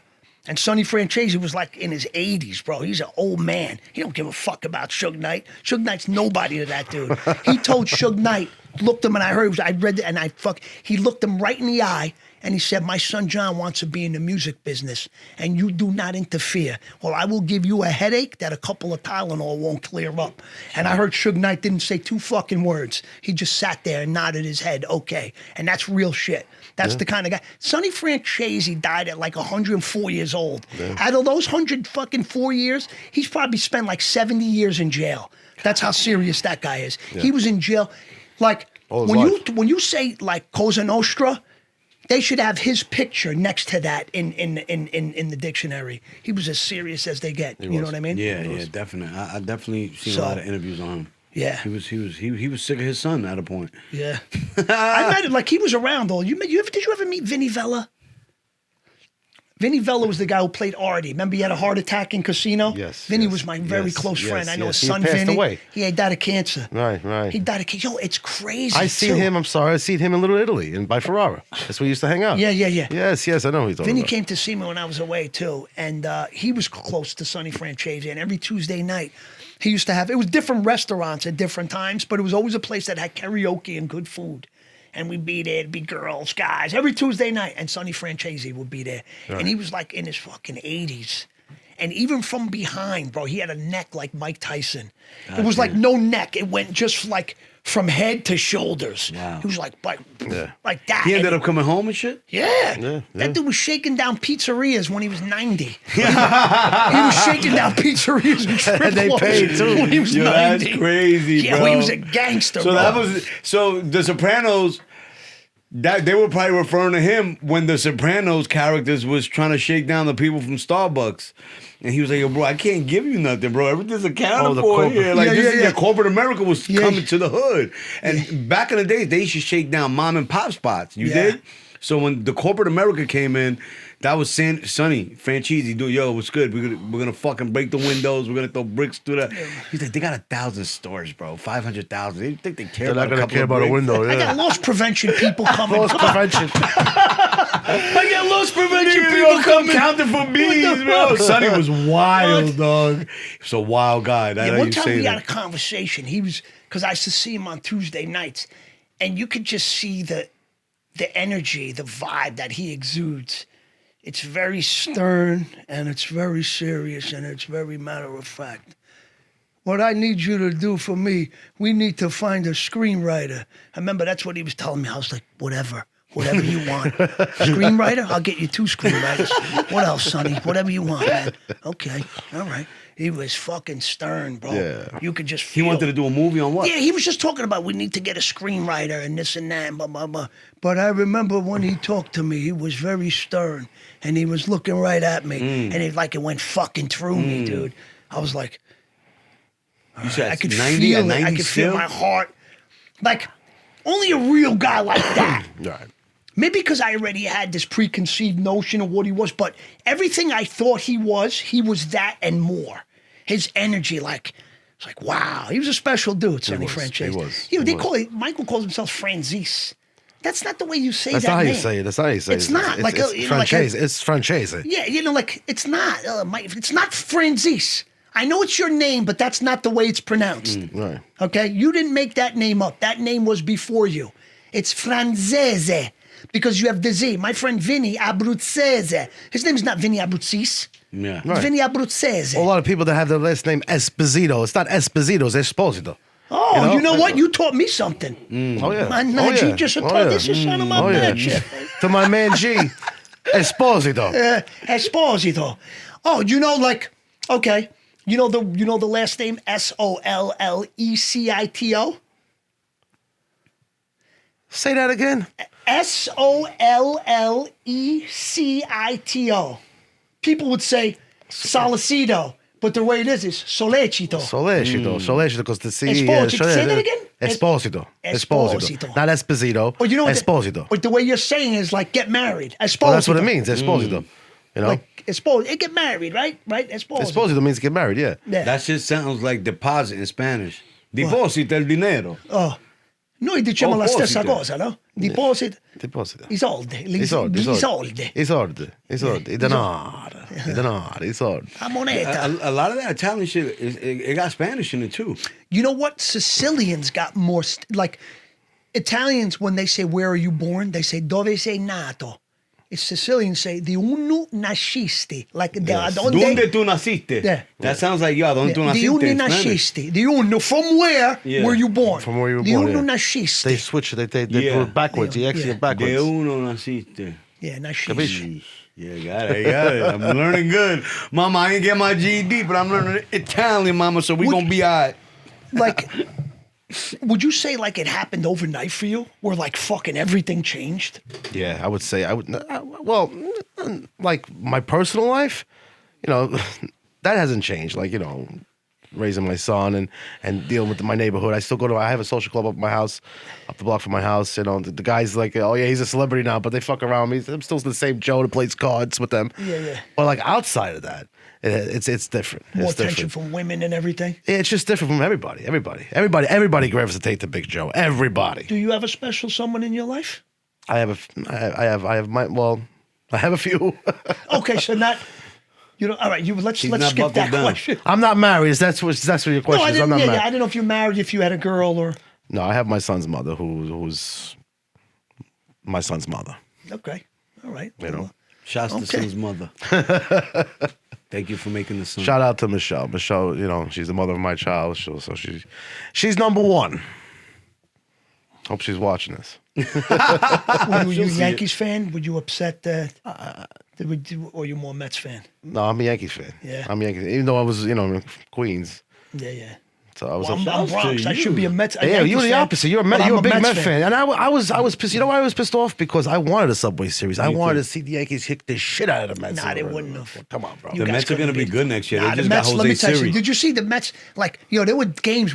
2 times we scored over 10 runs against the Dodgers. That is true. You guys Senga. played really good this We year. were hoping Senga was going to come back. If Senga would have came back a little stronger, the bottom line is the Dodgers had too much depth. Yeah. We just didn't have the pitching. Their hitting just doesn't stop. Look when the Yankees, when they walk Mookie Betts, they think they're gonna have an easy time with Freddie Freeman, and then he hits a fucking grand slam. But I'm not making fun of him. But I'm just saying that No, make team, fun of them. that Fuck that. lineup Get was your so shit together, deep. Yankees. Line is so deep. Fucking The Yankees motherfucker. lucky to be there. Like that was big for them. I didn't expect them. I really I didn't did. expect them either, to be honest with you. I didn't expect it either. I didn't was even saying think it the on Mets were gonna Instagram make two, like 6 to 8 weeks before. I'm like, yo, if y'all don't get your shit together with your pitching and stop letting Jose Trevino come up with 2 outs and 2 men on base with the game on the line. Stop letting that dude come up. Dude's a mutt. Who cares if he's framing pitches for Garrett Cole? Dude stinks, bro. Yeah. Like, he hits fucking home runs when the game doesn't matter. When the Yankees up 15-2, Jose Trevino come out, hit fucking 4 home runs in one game. Ben Rice, 3 home runs in one game. When the games don't matter, we need motherfuckers to play in the clutch. Like Freddie Freeman. The Dodgers didn't give up all motherfucking year. And I seen them with their woes this year with their pitching and everything. Because I bet on a lot of baseball, you know what I mean? They went through it, but they fucking got their shit together. They tightened up. They could have lost to the Mets, bro. But they buckled down. They went fucking full throttle. They did their thing, and they fucking came and smashed the Yankees. The Yankees didn't even compete with them. Nah, They ran through us. I gotta say, Straight though, anal. I think if your manager would have did a better job managing, I think the Yankees could have had a better shot. Like that first game, you guys could have won that. I would have never taken Garrett Cole out of that game. Once we lost he that was game, your it best over. shot at beating the Dodgers, and he was pitching well. Okay, he gave up a hit, but I would not have taken him out. Because I think even as bad as he could have done, he would have been better than anything else that you could have put in there. You already know what Clay Holmes is going to give you when he comes in. He's going to either walk somebody or give up a 2-run shot. Clay Holmes was a mutt. I hope he never comes back. You never work in this town again, you fucking mutt. He's mixing baseball and mob movies. Same These guys got me in my feelings. I'm over here going crazy. So when your dad was alive, did he see you start coming up? He did actually. Was he proud of that? He was very proud of that. And you know what? In the hospital when he was sick, I had to do an event, and I said, "Dad, I'm gonna be back. I'm gonna be back in a half hour." He goes, "Do me a favor." He grabbed my hand, right? And he says, "Don't stop. Do what you have to do. Don't worry about me. Never stop doing what you're doing. This is making you happy. Do it." And I kept that promise to him. Wow. You know. Our fathers, when you got, good father, that's the only man in our lives that wanted us to see us rise higher than them. Absolutely. That's the only man, a father. That's why a father's so special. You get other guys, they may love you, this and that, Yeah. but a lot of times, chances are they do not want to see you do better than them. Like you can do good, I just don't want you to do better than me. Right. Because just A as father human, ego tripping is crazy. No, but I'm saying man. a father is the only man that doesn't care, that wants Okay, you to do exactly, better than exactly, him. exactly. I love He's that. the I only love that. man. I love that. Because any other man doesn't you can like maybe come a little under me, but I don't want you to be better than me. But your father, if you have a good father that loves you, is the only man that ever wants to see you do better than he did. That's why it's so special. And your Absolutely. father, what he just said, that's like make me cry. My father was the same way, man. Yeah. Such men's men. They dedicate their lives to us, man. They did. You know, I They lost did. my father in 2018. I got him as my I got my father right there. And you know, to have it's like, oh, you got yours. I got mine right here. Oh, look at that. Look at me, Big Joe. There we Here go. you Hold on. Fuck Yes, it is. out of here. Yeah. Fuck out. Let me tell you something. You guys are emotional. I love you. I love your dad. But my dad didn't come into my life till I was 18. How I did was him like- and your mom get along? He was out the picture when I was already in the playpen. All I remember, he's telling my mom, shut the fuck up in Spanish. And my mom says, no me callo na, yo hablo. She's saying she's not going to shut the fuck up. And I'm hearing that in the playpen. Probably like 6 to 7 months old. Wow, you remember that? Huh? Yeah, bro. Oh, wow, yeah. Yo, bro, you crazy? I remember all that shit. And he was never in my life. And you know what's crazy? My mom left to Puerto Rico to live. She got a house, everything. She took the 3 youngest, the little ones. She left me and my sister in the apartment. Rent $600 back in the days. That BX shit, Section A, all that good shit. So I was like, fuck it, let's bring Pop in. He'll pay the rent. Like me and him was like fake cool at the time. He came in. And he ended up getting into some shit with my sister. She left. She wasn't feeling his vibes. And it was just me and him for mad years. And my mom used to be like a little jealous of that shit. She was like, yo, I did so much for you growing up. And it's like, you always taking your father's side. That's how warped I was. Because we were like best friends on a mission. Like whether it was a car company or a cab company or a grocery store, I was always trapping with him. I used to work for him and never get paid. You know what I'm saying? That's some So I'm job. like, yo, dude. First of all, No pay, no benefits. You was not Some in my life growing up. Now you're like my best friend. Now you got me working, and now you're And not my paying best me. customer, too. Yeah, That's a whole you're my different best scenario. customer, Dad. I was younger, Yeah, bro. but you know what, though? Listen, that's in the past. Nah, you never nigga. know what he could bring. Maybe he needs you just as much as you need him right now. Maybe he said, you know what? I lived all my life, and I have a fucking, handsome, good son. He's capable. He's done so much with the social media, and maybe he regrets, man. Maybe he regrets not being in your life. It's better late than never, brother. Yeah, Because it's I'm good. Yeah? Yeah, I'm good. You don't never know. You never know what Trust me. void that can fill in your life. I got a good void. Yeah, I maybe- got brothers, and you know what I mean. Yeah, but a father's a father, though. No, I know. Well, who was Like the I said, I father- lived with him. That Well, who was was my a nigga. father figure growing up then? My mom. She was both. My mom was Both. not playing, and she wasn't a stud. She was not a stud, but my mom was mom and pops, like literally holding down for years. Yeah, a lot And of she had moms. 5 of us. Like she got 2 baby fathers, the little ones, and then me and my sister. And I feel like being my sister always caught the bad rap of it, like back in the days. Like, yo, your father was a shit, you know what I mean? We just went through a lot. Went through a But lot, she's yeah, still yeah. my hero. My mom is my fucking hero forever. She held it down, left me Your the mom just crib. celebrated You know what I'm saying? That's birthday. my baby. My mom too, the 10th. Yeah, well, that's why I said Yeah. your mom. We Thank just you, my remember. brother. Yeah. birthday. So Happy birthday, fucking, Mom. like I said, my dad's cool and all that, but it's just I be feeling like sometimes nigga call me for money. Like, bro, I'm still trying to figure my shit out, pops. Like, fuck out of here, bro. I need money, nigga. Send me something. You still owe from back in the days, my nigga. I spent 40 racks from some lawsuit I got to get a store and build a corporation. I leave for 2 weeks, the store's gone. I'm getting fucking tax letters from fucking the corporation. The corporation's still open. Why is it? Why? Bro, this shit was crazy, bro. He ended up selling everything and going to DR. I was Sell gone for- anything for inside the store? He sold the store. He sold everything, the corporation, everything, bro. In 2 weeks, he did that all? Let's say 2 months. Okay. I disappeared for like a month. Under though. palm trees after What, 2 what months. kind of business is store was It was it? a grocery store in the Bronx. So he was selling groceries at the back door? No, he sold the fucking store. We built the store. We did everything. We built the corporation. I You left- and him? Yeah, it was me and him. But I supplied the money, and I was there a couple of times. But But I his didn't name, really. his name was on. No, on the name was under my brother's corporation. Oh. The corporation was under my brother's name, excuse Okay. me, my little brother. So He's calling me the other day, like, bro, you owe me fucking $1,800, dude. What the fuck is going on here? I just, what's up with this corporation? Why is it? He was like, I don't even remember signing for this corporation. So I get in my head, I'm like, did I ever sign his name or anything? But I'm like, nah, I wouldn't do Probably that to your my father brother. did it No, then. no, it was him. It was my little brother. We really went in our brains and all that. Because I wouldn't do that to my brother's name. You know what I'm saying? Like, he's a serious dude, this guy. And he was young at the time. He's like 18, 19, Wow. fresh from PR, good credit, you know what I mean? He was on his grind. So he held me down for that. And he was like, I fucking knew it. I fucking knew it that time that I didn't want to do it. And you fucking pressured me into that shit. Look how it's coming to bite me. Now I got to pay $1,800. And he ended up doing it, you know what I mean? I feel bad. Because I didn't have no fucking $1,800 to give him right then and there. Yeah, I was yeah. fucking, you know, I was That's fucking hit off the rough, blues. man. That's So, sometimes like, working with family ain't Ain't no it, fucking ain't it? prize. You know what I mean? Well, It be- they say you shouldn't mix it be motherfuckers family you with never know. business. You shouldn't. My mother always said that do not mix Right. because it always, once money, like money's ugly. Oh, It you can better be the believe it. root to all evil, but like you can choose to do the right thing, help family, Yes. donate money. So it's root to all evil if you let it be that. But when money comes in between, like family and stuff like that, forget it. you see the ugliness in everybody. Say, the grandmother left this much money, and then you got like 4 brothers and 1 sister. They will turn into enemies overnight over that fucking money. I have seen it. It's crazy. Now let me I tell you believe it. guys, you don't leave with it.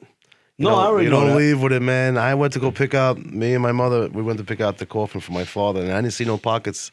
I don't see no space in the coffin for the money. Yeah. it don't go. You can't take it with you. You know, and it's sad because a lot of people think they can. Yeah.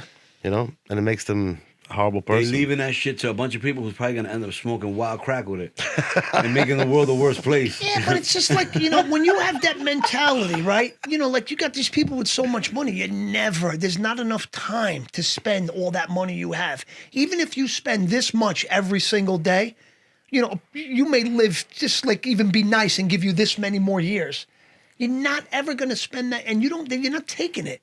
So there's so many people out there that fucking need money, but you get some people, they just insist on holding it. Oh yeah. They still got money from like their communions and confirmations. No, but it's true, and it's like, oh man, it's like such an ugly thing to be so. is. It So is. many people could use it, and you're holding on to it, and you don't even need it, and then you die 2 years later. What are you gonna do with that money? You're not taking it, just like you know said. what's crazy, right? Like my kids now and their whole life, they will collect $500 to $700. So I tell their mom, I'm like, you take that money and budget it right for them and let them just, whenever they need anything, you buy it for them. Right. She's like, nah. She gives my daughter, fucking 10 years old, $800. Oh. But now they got it on debit cards and stuff. You could cash app like all the money she gets from the family, but is responsible though. My daughter sees stuff on Shein or her little websites, Amazon. Like if she does the right thing during the week, she's allowed to spend that money. And my wife doesn't keep none of her money. As for me growing up, whatever we got for our birthdays from family members, I never seen that money. And then I asked my mom like 2 years later, yo, whatever happened to that $200 I got from Theo? She said, who the fuck think got you those clothes you got on, motherfucker? The fuck you talking about? Yeah. So I tried to instill that behavior in my wife, and she was like, nah, man, the kids is good. We not honored like these old people. We breaking barriers. We live down south now. We not in the Bronx no more. We gonna do shit different. You know what I mean? Yeah. And I still kind of, like, I sound like a whole resentment towards my mom because of that shit as a kid. I'm like, yo, where the hell's my money at? And it wasn't even 200. Back in the day, it was like 100, maybe $80. Yeah. But these kids right now are scoring, bro. My best, like, I got a couple of good friends, family members, Steve, son, fucking mad Joey, I missed out, but Steve definitely sent my daughter some money for her birthday, you know what I'm saying? And I'm like, yo, these little fucks are holding. Meanwhile, I'm over here, I need fucking $400 for the light bill. And I'm plotting on her shit on Cash App, and I'm like, I can't do that. Yeah. It's funny you mentioned Cash App because I up until a couple months ago, I didn't know what the fuck Cash App was. No! Okay? My son comes up to me and goes, Dad, I think it's time to start giving me allowance. I said, you want allowance for what? Chores I do around the house. You want me to pay for things you're supposed to do? He goes, yeah. I said, you know what? All right, whatever. His cousin was getting allowance for doing this stuff. So I says, you know what? All right. What do you want? I'll give you $5 for doing this or $10 for doing that. I said, what'd you do so far? So he named about like 5 things he did during the day. So it came out to be like $25. I said, all right. You want $25? $5 a thing? Yeah. I go in my pocket, right? Pull out my money. I'm about to give him. No, I don't want that. You just told me you did these 5 things. It came out to $25. I don't want cash. What the fuck you want? You want a credit card? He goes, no, put it on Cash App. Yeah. I said, what the fuck is Cash App? Because they didn't show me what Cash App was. I says, you rather have Cash App than cash? He goes, yeah, I can't use the cash, but the Cash App I can use to buy Roblox and shit like that. Yeah. I looked at him. I says, all right, download the Cash App. Is Cash App 100% dependable though? Oh, absolutely. It is. It is. But once you send the money to the person, forget about it. If you messed You're up, done. You're if you done. messed up, you can't get it back. Yeah, You he messed up. said Same Same thing with Zelle. Zelle. I like Zelle. Zelle's boom. Yeah. But even Zelle will give you the warning, like, yo, this is Veronica de la Cruz. Make sure you know this bitch because you're not getting that money back. Yeah, no, I know. I got 800 back one time Yeah? from some lady. I was like, yo, please, I need that money for my mom. It's her birthday. And the lady was like, what's your mother's birthday? No, she was like, what's your mother's name? I was like, Gladys, man, quick. Bitch, send me the 800 right back, brother. Nice. And she had it for a week, brother. I'm telling Zelle, like, yo, what's good with the money? I was off by one number, my G. 800, and I needed that 800, my brother. I was on my way out. And you were able to contact the person who it actually went to? Because it showed, when I really looked at send, it showed the number, and I was off by a number. So I was like, fuck it. And matter of fact, I don't even think I could see the number. I think I spoke to the operator, and she told me this is the number you Zelda to. Try to hit them up and see if you can get it back, and you can recover it. And they gave it to me, bro. Oh, That's good. Yo, God is good, Do man. you think that cash is eventually going to be obsolete? People say that. Do you really believe that? I don't think in our lifetime, but it Can you see could that? be. Can you guys see that? You see it what your son said. Yeah, you know what I mean? do, but Yeah, but you know, he's only 11 years old. I mean, Yeah. you know, Yeah, but then they would have to adjust. You know, like when you go buy gas, they charge you a little bit more for using credit. oh yeah, stuff all like the that. same thing doing the restaurants and shit Yeah, like yeah, that. but Okay. like when I get gas, that's one of the only things I pay with cash because I know you spend a little less when you're using cash. Right. But if you, I think cash. I mean, cash used to be king. It used to be king, my brother. Yeah. Now it's fucking Apple Pay, fucking Cash App, Venmo, fucking PayPal. Yankee Stadium, you go there, they don't even take cash anymore, right? Yeah. No, That's they- a you lot of serious? places say no cash. They don't take no cash. Yeah, I went to the Islanders game. They don't take cash anymore. Mets game, they don't take cash anymore. Everything's card, bro. And you know what's another funny thing too? Countries are making Bitcoin their fucking Currency. Their currency, bro. Wow. Like everything Bitcoin. Like you want to buy a car, you want to buy this, you want to buy that. That shit might take over everything one day. Or who knows? Now that this Elon Musk is in the loop, Doge, God knows where Dodge is gonna go. Everything, like, motherfuckers got to stay awake right now. It's about to be a lot of money in Oh, the the air. cryptocurrency, yeah. Well, just everything, life, yo, man.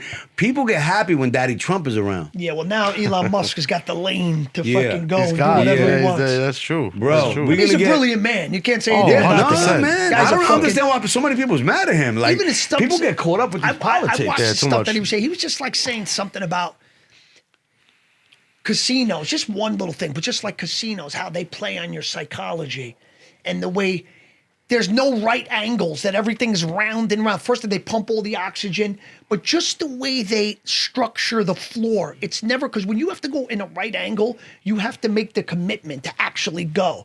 But Right, if you're right, going right. in a thing like this, there's no commitment. You just go with it. Mm-hmm. And they play on your thing, and then they put slot tables and all this stuff. It's like they designed it in a way where you can never really get away from it. Yeah. It's so like just the way he was explaining, I was like, wow, I never thought of it that way. But there's like so much. I think he's borderline genius. If not, No, he is. He's definitely got to be. a Yo, genius. brother, I That went guy to does Vegas. stuff that NASA I went can't to do. Vegas probably like 3-4 months ago, brother. When you leave the airplane, as soon as you fucking walking out the gates, there's slot machines in the course. motherfucking Where, airport. Vegas? Oh, yeah, yeah, I heard As that. soon as you leave the motherfucking plane and you walking through the terminals, like you gate 1B, whatever, all that shit, when you come out the plane, they're right there. Of course. So it's like, yo, bro, when you're deciding to leave, you gotta walk by them. Some people never leave, bro. They just When it's you versus your addiction, you're usually going to lose. yeah. And it's set up to lose. As soon as you get out, it's right there. Right It's there. like when I used to go buy crack. I had my main spot, but as I was going to my main spot, I would stop off get a couple little snacks. But you know what I mean? But Appetizers. Yeah. But yeah, definitely. Yeah, Vegas is a creepy fucking place, bro. Creepy, very Never been there. You yo, been to very Vegas? orange. Yeah, but It's a I fucking haven't been desert. there since 02. Bro, I don't it's a gamble, desert. so I don't fear Vegas. 114 on the norm. 114. I'm like, what the fuck? You felt the fucking sun Oh, just the heat, eating yeah. through your fucking Yeah, people skin. say it's dry heat. yeah, dry heat, dry What the wet fuck's my that? ass. It That makes shit a is all the difference. same. It makes a difference. It makes a difference. Yeah, Okay, because I remember even- in LA one time I was there, it was 102. They were having a heat wave. I'm saying this ain't that bad. Because even at 102, with no moisture in the air. If you go find a spot in the shade, you don't feel it.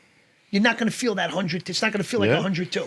But when you're in New York or Florida and it's like the middle of the summer and it's like 98% humidity, I don't care what shade you go in, you're going to feel the moisture and your shirt's going to get wet. So it definitely makes a difference. I mean, it's still hot. It's still hot, still 100-something You're still degrees. getting moisty regardless, though. And then when you sweat, like over here, when you sweat and the wind hits you, you feel a little cold. Right. Over there, when you sweat and the wind hits you, it's Terminator dry. It was giving me Sarah Connor vibes out there.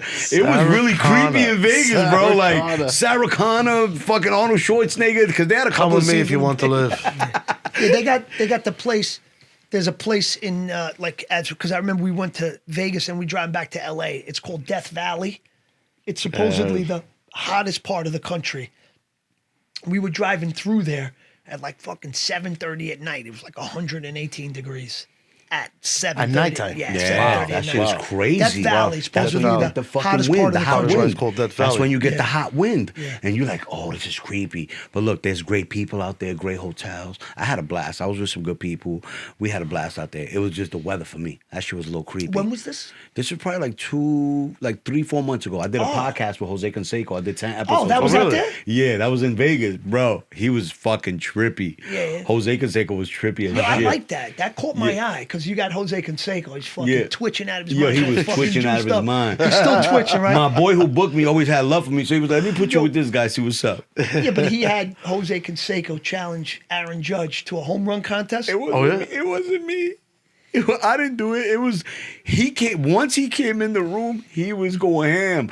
I can help Giancarlo Stanton with his swing. He's doing this too much. He's got to be this way. He was like fucking Aaron Judge. After I get done with, he was like, "There's no way Aaron Judge could hit a soft." He was adamant about it. Aaron Judge cannot hit a softball farther than me. So then the owner of the podcast went and got $250 in cash and he put it on the table, and they did that video. That shit went viral. Fucking. Sports Illustrated picked it up. Really? Bleacher Report. Bro, it was crazy. Then he said some other outlandish shit. Probably like 2 weeks later, he said Derek Jeter was overrated. All the blog sites was picking it up, going bananas with it. We had a good time, man. It was Derek fun. Jeter was not overrated. No way. That's my Listen, guy. listen. I love Jeter. He I love had, Jeter. I mean, even on paper, just like his just ability, just his baseball fundamentals, just to be able to play the game fundamentally in a fundamental way. All that was perfect. But then he had that quality where he had ice in his veins. Like it could be I heard that, he yeah, always made the big play no matter when it was. I've seen the guy jump into the crowd and get all fucked up and make catches. Or when he made that one from thing and he turned around. He didn't do it once. He did it time and time again. He did it so many times. That guy was Mr. Clutch. There's no way he's overrated. He's what even though we, like talk about all the Yankees back in the day, Babe Ruth, Joe DiMaggio, Mickey Mantle. I think Derek Jeter's in the league. With No, all he's those up there with the guys. Thurmans and all that. Yeah, Come on. he's 100%. in that league. No doubt about it. Derek Jeter is the Mickey Mantle of back then. Yes, 100%. I'm going to tell you this right now. All the black kids and Spanish kids and white kids that wanted to play basketball around that time, Derek Jeter was coming up and shaking. They changed it? They all changed it and went to play baseball. Derek Jeter single-handedly changed the game of baseball and made it like people hate when I use this word, but I'm going to say he brings swag to the major leagues, my brother. Motherfuckers was chewing on cigars and had beer bellies. Motherfuckers was weird. Wade Boggs. Let me tell you something, kid. As much as Wade Boggs did for the game, I didn't want to look at him, cuz. And no homo, I love Derek Jeter. The kid was smashing Mariah Carey. He was a fucking stud. Mariah Carey, he had everybody. He had everything. He was He had all smart. He was going bananas, Lilo. He was going bananas. Who's the girl that Justin Timberlake's with? Erica Beale. Yeah, he Yeah. Jessica Biel. He was with her. Erica Beale. I'm making Who's a that? name. That's her The sister. sister. I had her. He had Jessica Alba. He had Jessica Biel. He had all the Albas. He had Mariah Carey. All of them. And you know one thing? Fucking legend. If you're in New York and this is the biggest market, especially for baseball. Oh, yeah. If you're playing in New York and you're a big name, there's a very good chance you're going to get written up in the newspaper at one time or another, even That if it's was for like squeaky fucking not even clean. if maybe you push the guy outside the nightclub, Yeah. guy like they would make the big headlines and everything else. But a guy like Derek Jeter, as prominent as he was as a Yankee in New York for as long as he was, he had never gotten in trouble. You know what I heard he used to do? When people used to come to his house, he used to have a little basket in the front, and he used to have no cell phones. Everyone had to put their cell phone inside the thing because they didn't want no. But whatever he did it right. He did it perfectly. And I'm not, I'm like, I don't like the Yankees. I can't stand them. But I respect Derek Jeter. What's there not to respect? Yeah, the guy, even he's a in legend. 2012, he was like 40. Remember we spoke about this? And his contract ran out. And he wanted big money. And the Yankees were like, wow, you're fucking 40 years old. You think he's still worth that kind of money? Yeah. But the Yankees felt obligated just to give because he's Derek Jeter. He did so much for this team and this franchise for so long that we got to respect it and we got to give him the money. So you would think somebody like that, he's just like a good human. That not only did he took the money, right? But a lot of guys would say, you know what? I'm 40 years old. I did enough for this franchise and team. I'm going to take this money and run. I really don't give a fuck. But that guy, at the age he was at, was still able to win the the batting title to show I'm worth this money. Yeah. I'm still this good. And he had a better season just trying to prove the Yankees, just to show the owners that, I'm still with you guys and I still... That he had a better season toward the end than he did even before that. Was Steinbrenner still alive when he was there? I forgot when he ended. I don't think so. No. Steinbrenner died. Steinbrenner passed away before. Yes, Steinbrenner. Yes. I don't even think he was. Was he around for the 2009 joint when we beat the Phillies? Steve, anybody? I think he was. Low key, right? I think he was. Can somebody fact check that? Do you remember when do you remember in 2004 after Boston when they beat the Yankees? Remember the Yankees won 3 in a July 2010. Okay, so it was right here. That was beautiful. Yeah. We won it a year before he passed. Yeah, man. and then the new guys didn't want to spend the money that he did, and they never won since. That's right. Yeah, you're right. Fucking motherfuckers, those guys. But they trying to take that money with them when they die. See what I mean? These fucking guys. They found pockets. He did whatever. He said they found pockets. They found pockets. You know one guy he really wanted, but he wouldn't go to the Yankees because somebody spit on his wife in the stands. Cliff Lee. Remember Cliff Lee, the pitcher? Oh, that's he was why a he didn't Yankee come killer. with us. Yeah. He was a Yankee killer when he was with Texas. He was a Yankee Indians. killer. Was the Indians? Everywhere he went, he was with the Phillies too. Yeah. He killed the Yankees no matter where he went. But you remember Johnny Damon? Yeah. Because he had a monstrous season in 2004. Right. And do you remember the Red Sox? They were called the Dirtbags. Remember they had all the fucking dirty hats and they all had beards and stuff like that. Dirtbags. And they knew his contract was going to be ending. And Steinbrenner said to Johnny Damon, he says, if you come to the Yankees, you got to shave that beard and you got to cut your hair. And he says, why? He goes, Jesus had long hair and a beard. And then George Steinbrenner said, well, when you could walk on water, then you could have a beard. Me, brother. Yeah, you could have a beard and keep your hair like that too. That was a great, right? Line, when you could walk on water, you could have your hair just like Johnny Damon, just like Jesus. He came was though. No joke, Yeah. Yeah, he was no nonsense. No, he did. I mean, he contributed to that 2000. He was on that 09 team. How did he not win? In 2009, that's why I don't like the Yankees. Boy, you Mark Teixeira. You had a superstar, Robin Cano. Mark Teixeira. Derek Jeter. A-Rod. Come on, bro. You had Hideki Matsui. You had, who else? Who was in the outfield? Hideki Matsui. Jeez, good question. Who do we just say? We said two. No, but there was somebody I just mentioned. Nick Swisher. Johnny Damon was out there Nick too. Swisher, Johnny Damon, and Matsui. So that Who was played DH for us that year? I don't know, bro. Okay. And who was catcher? Was it Posada? Oh yeah, it was Posada, right? Posada. Posada was another homegrown. He came from the. We had it, man, back in the '90s. Mariano Rivera. I'm sorry. Mariano's the guy. And he closed it. He closed it out for us in 2009. I know Mariano. I see my friends. Couple of my friends work for it because he owns like car dealership. Yeah, the Toyota shit. Couple of my friends, and they know his son and everything. They go out with him. He's a good human being. No, very good. That guy built a church right in New He gives back a lot. He gives back. That's by far the best closer ever. He had one pitch. He threw it every single time, and you still couldn't hit it. And when you did, every time they got a hit, they'll break that bat. The bat would crack. Right. And it would barely leave the infield, too. Be like a fucking fake Mariano, shit. You'll never see anything like that. Nothing. We got Edwin Diaz. I mean, with the trumpet. Yeah. He doesn't have ice in his veins like Mariano. I think he's got I think maybe he's got better stuff because Yeah. I've seen him pitch 103, 104 miles Yeah, an he hour. definitely yeah. got some better shit. But Mariano He just perfected does that it. cutter, yeah, brother. but he does it all the time. That placement. Did you ever see his face when he's out there? He doesn't look nervous at all. He Nothing. looks so Yeah, zoned in. nonchalant. His shit was so I'm gonna sure. hit this motherfucker. When Boston got to him, them 4 games in a row type shit, like I was hurt. I was kind of traumatized after that. I couldn't believe they won. Believe it or not, I was coming off pills. That was 2004, Columbus Day, the Monday, is when I started my detox. I went to my doctor and I asked him, "Can you give me methadone, please?" He goes, "No, I don't want to give you methadone." He gave me Sonata, which was a sleep aid, a sleep med. And I remember it started, and when you're coming off, I was taking 20, 30, 40 pills a day. So your body, like I didn't try to wean down or anything. Your Sheesh, body yeah. just fucking goes into shock. Shuts down. You have no idea. You get diarrhea. Yeah. You feel like you Yeah, got yeah, flu. fucked up, Yeah, yeah. it's But this crazy. could go on for like 2 months, bro. Oh, That's why it's so hard for people to get off drugs. So the only joy that I had during that time of my life is when the Red Sox won 4 Jesus in a row. fucking Christ. You know what I mean? Wow. That is Wow. crazy. You know? You said 2 months, really? Withdrawals? No, I mean, not strong withdrawals, but sometimes you're not sleeping. Yeah. Oh no, 2 months. Oh, 2 months to get that sleep back. Yeah. For sure. You'll sleep for an hour or two, and maybe you'll good wake up. You luck. got Good luck. and then you'll sleep for another hour. But when you're going to be back to normal, like a sleep pad, 2-3 months. Brother, Wow. Yeah, that was the that's- worst for me. That was the worst. Cause like when I used to like get clean, I would go cold turkey. But what he said to sleep, that was the worst. It wasn't the diarrhea. It wasn't the back pain. It wasn't the flu. It wasn't the fucking restless legs.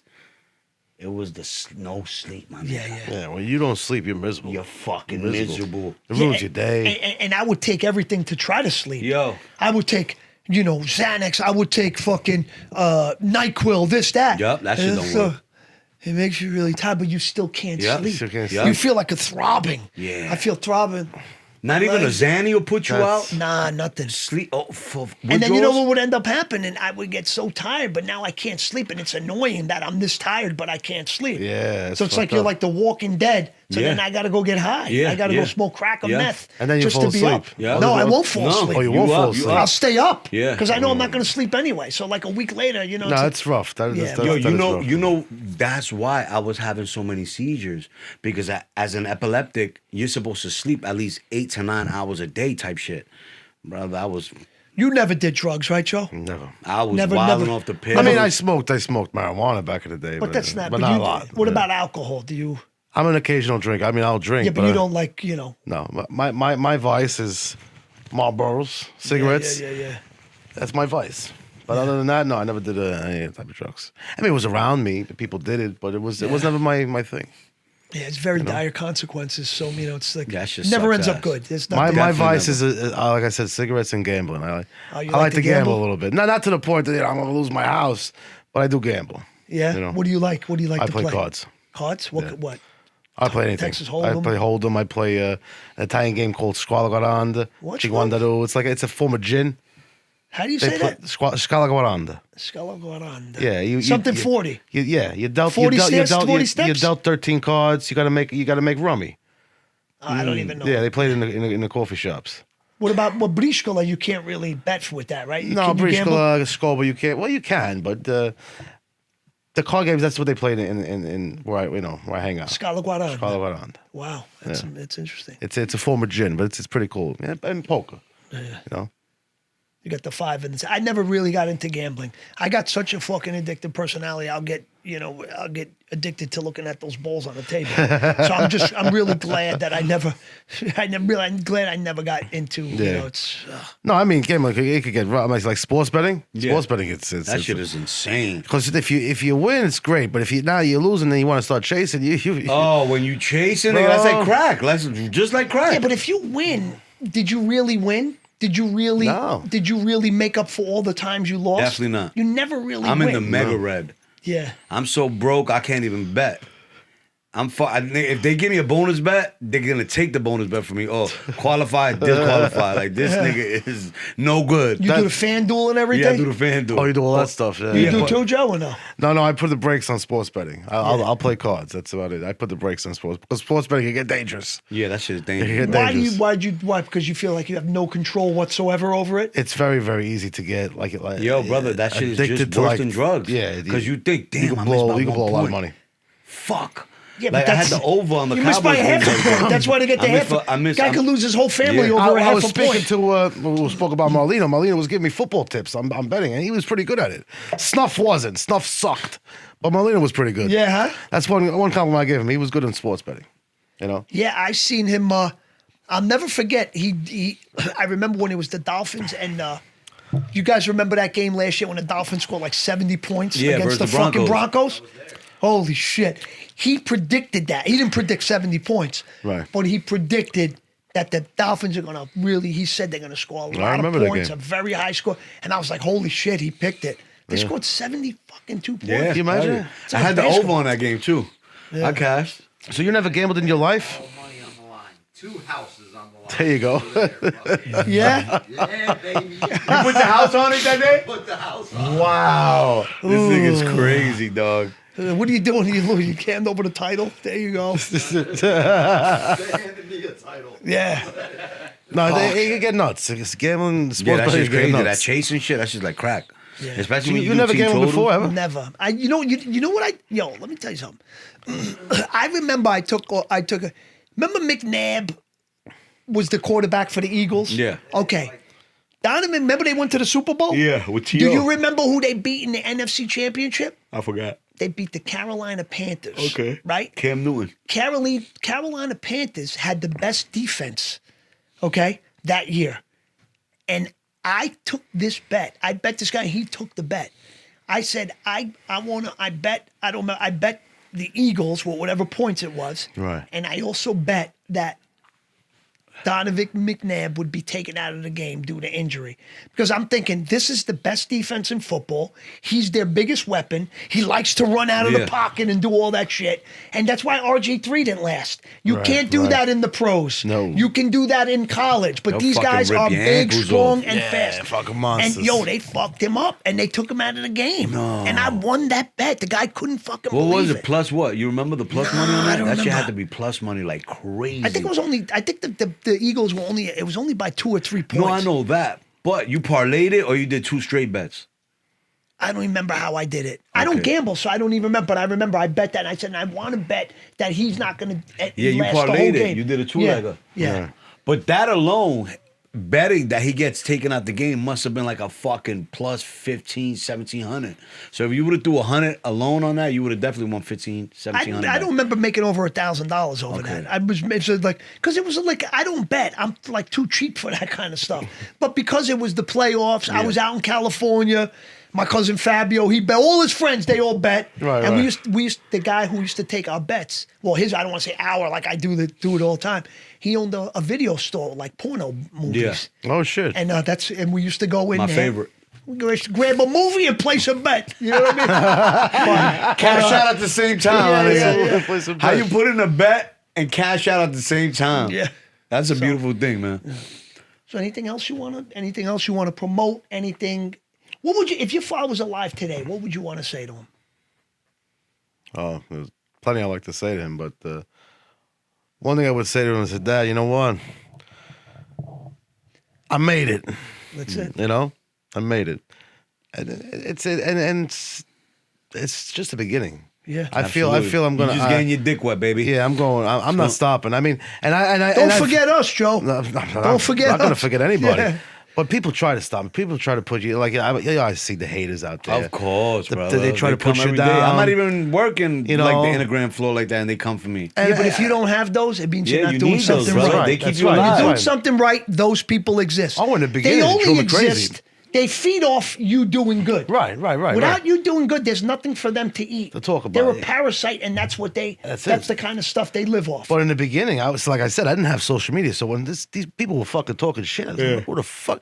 I wanted to find them, you know. But then it just gets, it's like second nature now, and I just brush it off. But That means between you're all- winning. The Yeah, more you got, yeah. the more you winning, brother. the but do you haters and see all the the- I bullshit. only got like 1 or 2, so yeah, but you see Albie Al? yeah. We had a gentleman here today who's rapping. He's a rapper, a really good guy. And he was saying that he usually ignores all these comments and this bullshit, this hater and all this hatred from people. He said he usually ignores it, but he said there was one that caught his attention So he went into the direct message and he was like, whatever the fuck you motherfucker, blah, blah, blah. And the guy was like, oh my God, you answered. So he was They really a wanted your fan. attention. Yeah. I had a few of those. I had a few of hell those. yeah, He goes, yeah. "Oh my God, Big Joe, you answered me. You fucking prick. Yeah, All mutt. that bullshit you said. Yeah, you yeah, didn't want to be yeah, my friend. mutt, Yeah. mutt. Maybe I'll take you out for a drink. Yeah, but maybe that's the strategy. Let me motherfuck this guy. Yeah, exactly. It's like when you call somebody, right? Say you text somebody and they don't answer. Hey, bro, today was the day, blah, blah, blah, blah, blah, blah, blah, blah, blah. Message me back when you can. You get nothing. And then 40, you cocksucker motherfucker, right back. You Right, get the right, text right, right back. right. But that's a little different, but still, it's like maybe that's the strategy. Maybe if I insult him, he's going to answer back because people, you know what I mean? They, for some reason, it's they a fucked up respond. mentality, but They're more that's responsive sick to the shit. negativity That's than they super are the sick. positive. Yeah, You know what I mean? That's And sick. I guess that's just human nature. And then you find out they love you. They got Big Joe posters on his fucking Yeah, wall. yeah, yeah. Joe, where can I? You know what I mean? They definitely going about the communication. That's where it becomes surreal. Like when I'm considered what's called an influencer because Yeah. all the following I have. I didn't even fucking I used to influence people not having social media. Yeah. But it's like they pay me to come to events. They pay me to promote their stuff, and it's like it's all surreal. But I like it. It's I love to. It's only Give gonna back get better, too, man. you know? Just keep doing what you do, man. yeah. Work on whatever you do online. to 100%. Keep the traffic. Nobody's coming stopping me. I mean, they try. Yeah. They try. Certain people, in. Bro, I'm on page Are 19. you brother. like obviously you're doing well right now? But in life we never know what's to come. No, you never know. You Okay, never know. so have you taken some of the money that you have made in the past year or so and invested it? Have you Oh, ever yeah. thought of Oh, that? yeah. Oh, yeah. Saying maybe one day this is not going to last and I need to do something Oh, else. I always got a backup plan. Yeah? All my life I had a backup Yeah, plan. but just I got to ask anyway. You know what I No, mean? yeah, of course. No, of course. Yeah, you know. fucking producers, know? slipping in questions. I was told, I'm not going to say by who, but he'll know what I'm saying. I was told that, hey, Joe, one day if China takes over Instagram, you'll be a zero with no shoes. I'm still wearing fucking shoes, and I'll still wear it if Instagram is not here. Yeah, but to be honest, China's not taking over anything. Instagram is an American-owned company, and they're not going anywhere. TikTok is Chinese though, Yeah, right? and they allegedly getting banned February 20. They got a fucking date for them motherfuckers. They do, right? Yeah, they got a date. What, and they're all going to that. get banned in this They country? trying. They're going to court. They're going to court. and Who shit. wants to ban them? The U.S. You For you what? don't get it. People are not working. They're sitting at home and they're just going live on TikTok and making thousands a day. Thousands. Yeah. They don't like that. They want people to slave hard and work and pay taxes. They don't like that people are being home making all this money, paying taxes and not slaving. They don't like that shit, bro. They want a good American jobs back. And the Instagram platform, when you go live, you ain't really making no money on there. Ain't nobody like, yo, let me buy badges off him. Once you go live on TikTok, oh shit, Loop. And the whole thing about TikTok, I try to explain to y'all. When you go on TikTok live, it's an algorithm. You're like, they got a feed for post, and then they have a feed for live. So you click live when you're following whoever's following you, whatever. All your followers see you, and then you automatically come up on the For You page because your live is getting so many likes. Like if you known and shit, and people fuck with you, and you consistent on your live, that you end up on the For You page and forget about it. Cause What's for you? Money for you? no, the For You page is like where your live is like now. It's like on. Remember the Instagram where you used to call what was that page called? What was that page called? You made it to the Explore. Well, back in the days, that shit was different. It's not like now when you got a bunch of people in the algorithm and just nigga, you had to personally be selected to be on the Explorer page. From the era I come from on Instagram, I heard and about bro, that that shit was Explorer page. legendary, bro. Yo, Loopy, you on the Explorer page? That shit was World Star Hip Hop before dumb like big, like before you making it onto World Star. The Explorer page was fucking huge. Do you have TikTok? I don't. I keep telling him like I since said, week one, I come got fuck with me relatives on in there. UK. My cousins tell me you got to You get should- on you there. should- the You friends make- are goof. Do you Don't. make money on there? I do. I don't make thousands, but I make a Okay. couple dollars. What, will they throw you money like wherever it is? Was in the live, Loopy? They Yeah, told in the you? You live make and money shit. in lives. Like you your make money. Okay, followers so let me gift ask you a you. question. What was the most you ever made in one day on TikTok from doing that? I would say, man, it was under 1,000. Yeah, but for one day? For a video. Yeah, for one day. Yeah, it's a good payday. No, on right? live, I'm talking about. How much money have you made on Oh, live? on live, yeah. Oh, live. No, You live. know where they throw you money. Yeah. Is there a limit? No. No, there's So no they limit. can No, throw I you mean, whatever. I mean, There's a fucking line that costs probably somebody like, how much is the line? Like if you was to buy the line, because you a make lot. like It's a lot. 500 I off the forgot line. what- Or maybe the line is 600 for the person, but you're making at least $80 to $100 off that gift. And bro, I tell you, I went hard one day from 8 to 12, a fucking Sunday night football game, brother. I made $500, my nigga. I swear to God, bro. I was going bananas. Fucking ride him cowboy and just rocking with the followers. And then I think my boy, he promoted my live. He spent $40 or $50 that it promoted my live for an hour. So that shit was on the For You page. Yeah, when you promote it, it just goes nuts. That shit was, they just throwing it out there. It's like a boost. With the boost, Yeah, when you boost the pictures and the yeah. videos, but he boosted and my man Mike the Kappa, shouts to Mike the Kappa, he boosted my live, bro. I fucking killed him that day. And that's when he was like, you're ready, Loopy. He was like, they fucking love you, Loop. Because I had a big name on Instagram, like I said, and then, fucking pills, then the algorithm changed on Instagram, and then a lot of shit changed on Instagram. It wasn't like, you could go on Instagram with your personality back in the days and just blow up like this. It's not like that no more. They stopped all that shit. It was too many retards getting fucking famous. You know what I'm saying? And if you got to edit that, edit it. But there was too many retards getting famous, so they was like, yo, we got to put a stop to this. They switched the algorithm up, but TikTok's algorithm is insane, nigga. You can't, I don't know. So I went to TikTok, build a following on there for 30K, but I didn't use it. So one day I'm sitting at home and I'm like, yo, Instagram got me blocked from my live. I don't know why. Had an argument with somebody. Who cares? Not that deep. Okay, so let me go to TikTok Live. And just people, oh shit, Loopy. And like I said, they throw you on the algorithm. So people don't have to follow you, but they can still run across you. So my name was already fucking Loopy the blogger, nigga.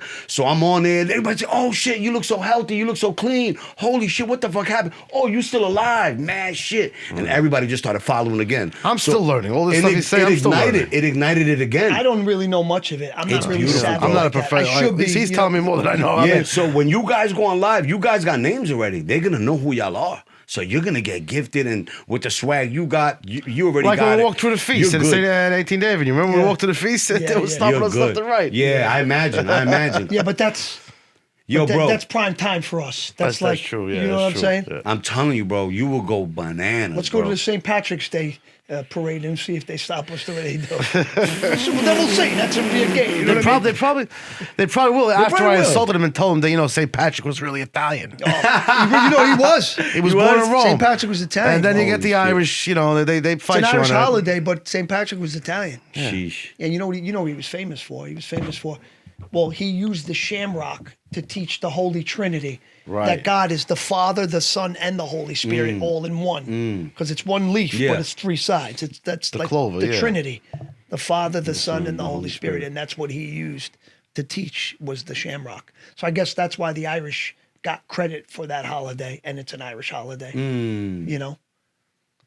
I always thought about like Columbus Day, right?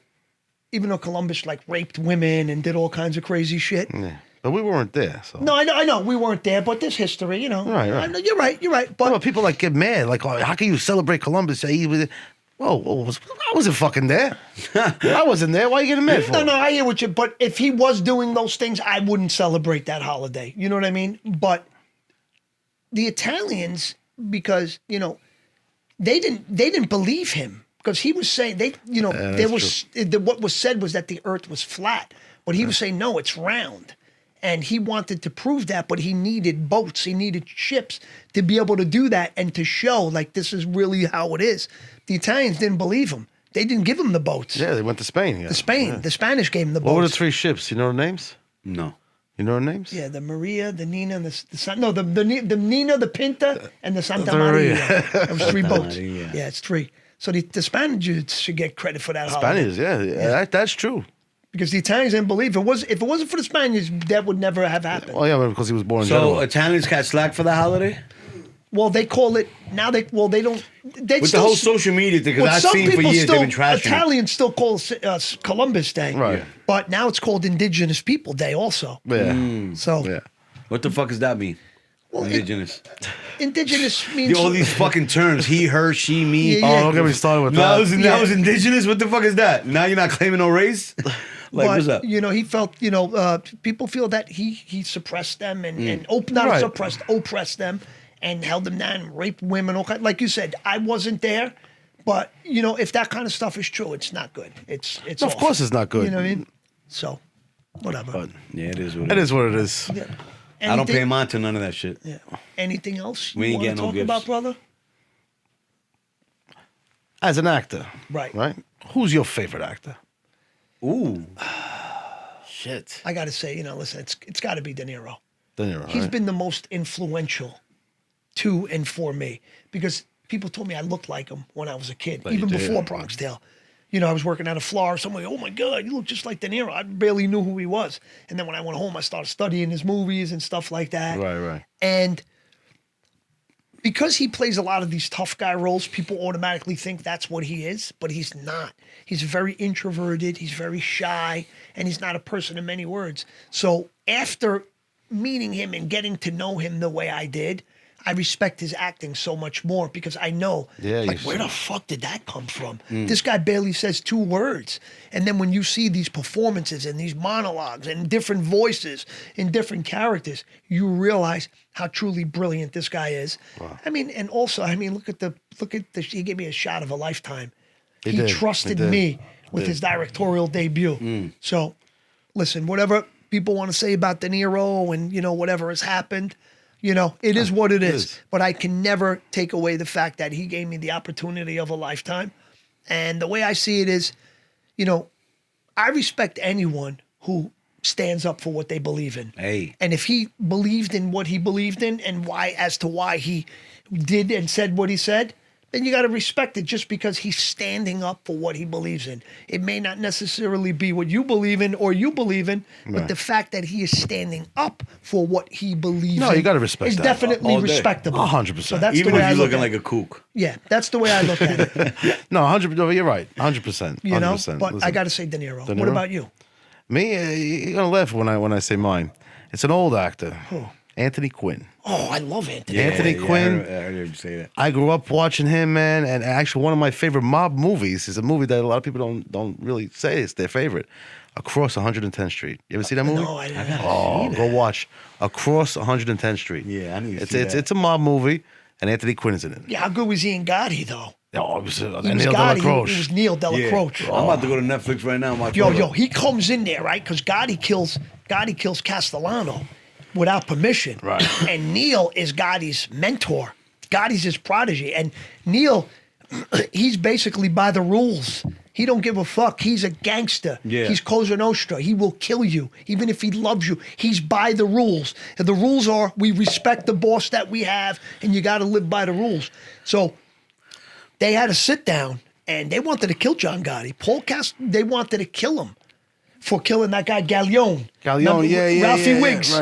Right. Ralph Gallione, because Because he didn't ask permission for it. no, what happened was, you remember, Carlo Gambino's nephew was Yeah. kidnapped. Right. And remember, Gotti, he asked him, do me a favor. There's this guy, he hangs out at Snoop's bar in Staten Island. And Wings fucked that whole thing And up it was for him. Angelo Ruggiero, it was John Gotti, and then Paul Castellano sent one of his guys, Right. Ralphie Gallione. They called him Ralphie Wiggs. As soon as he got in the car, he started sniffing, and Gotti and them were already turned off. He goes, what are you doing? He goes, it sharpens my concentration. Gotti tells him, don't concentrate. So they go in the place, and Gotti and Angelo, they're talking to the guy they want to kill. They got him. And Gotti's telling him he's got these lighters, these Zippo lighters or whatever. I got a whole case in the trunk. In the movie, yeah. So basically they were trying to lure him outside, and they would have got him nice and easy. But then this fucking guy, Ralphie Gallione, He he's was all, a cowboy. He shot him he's in the all front of the sniffed bar. up, and he pulls out a fake badge. He goes, where the fuck did you get that? A Cracker Jack box? crayon box? Yeah, whatever the fuck. And then next thing you know, the guy's like, yeah, boom, boom, boom. Shoots him in front of everybody.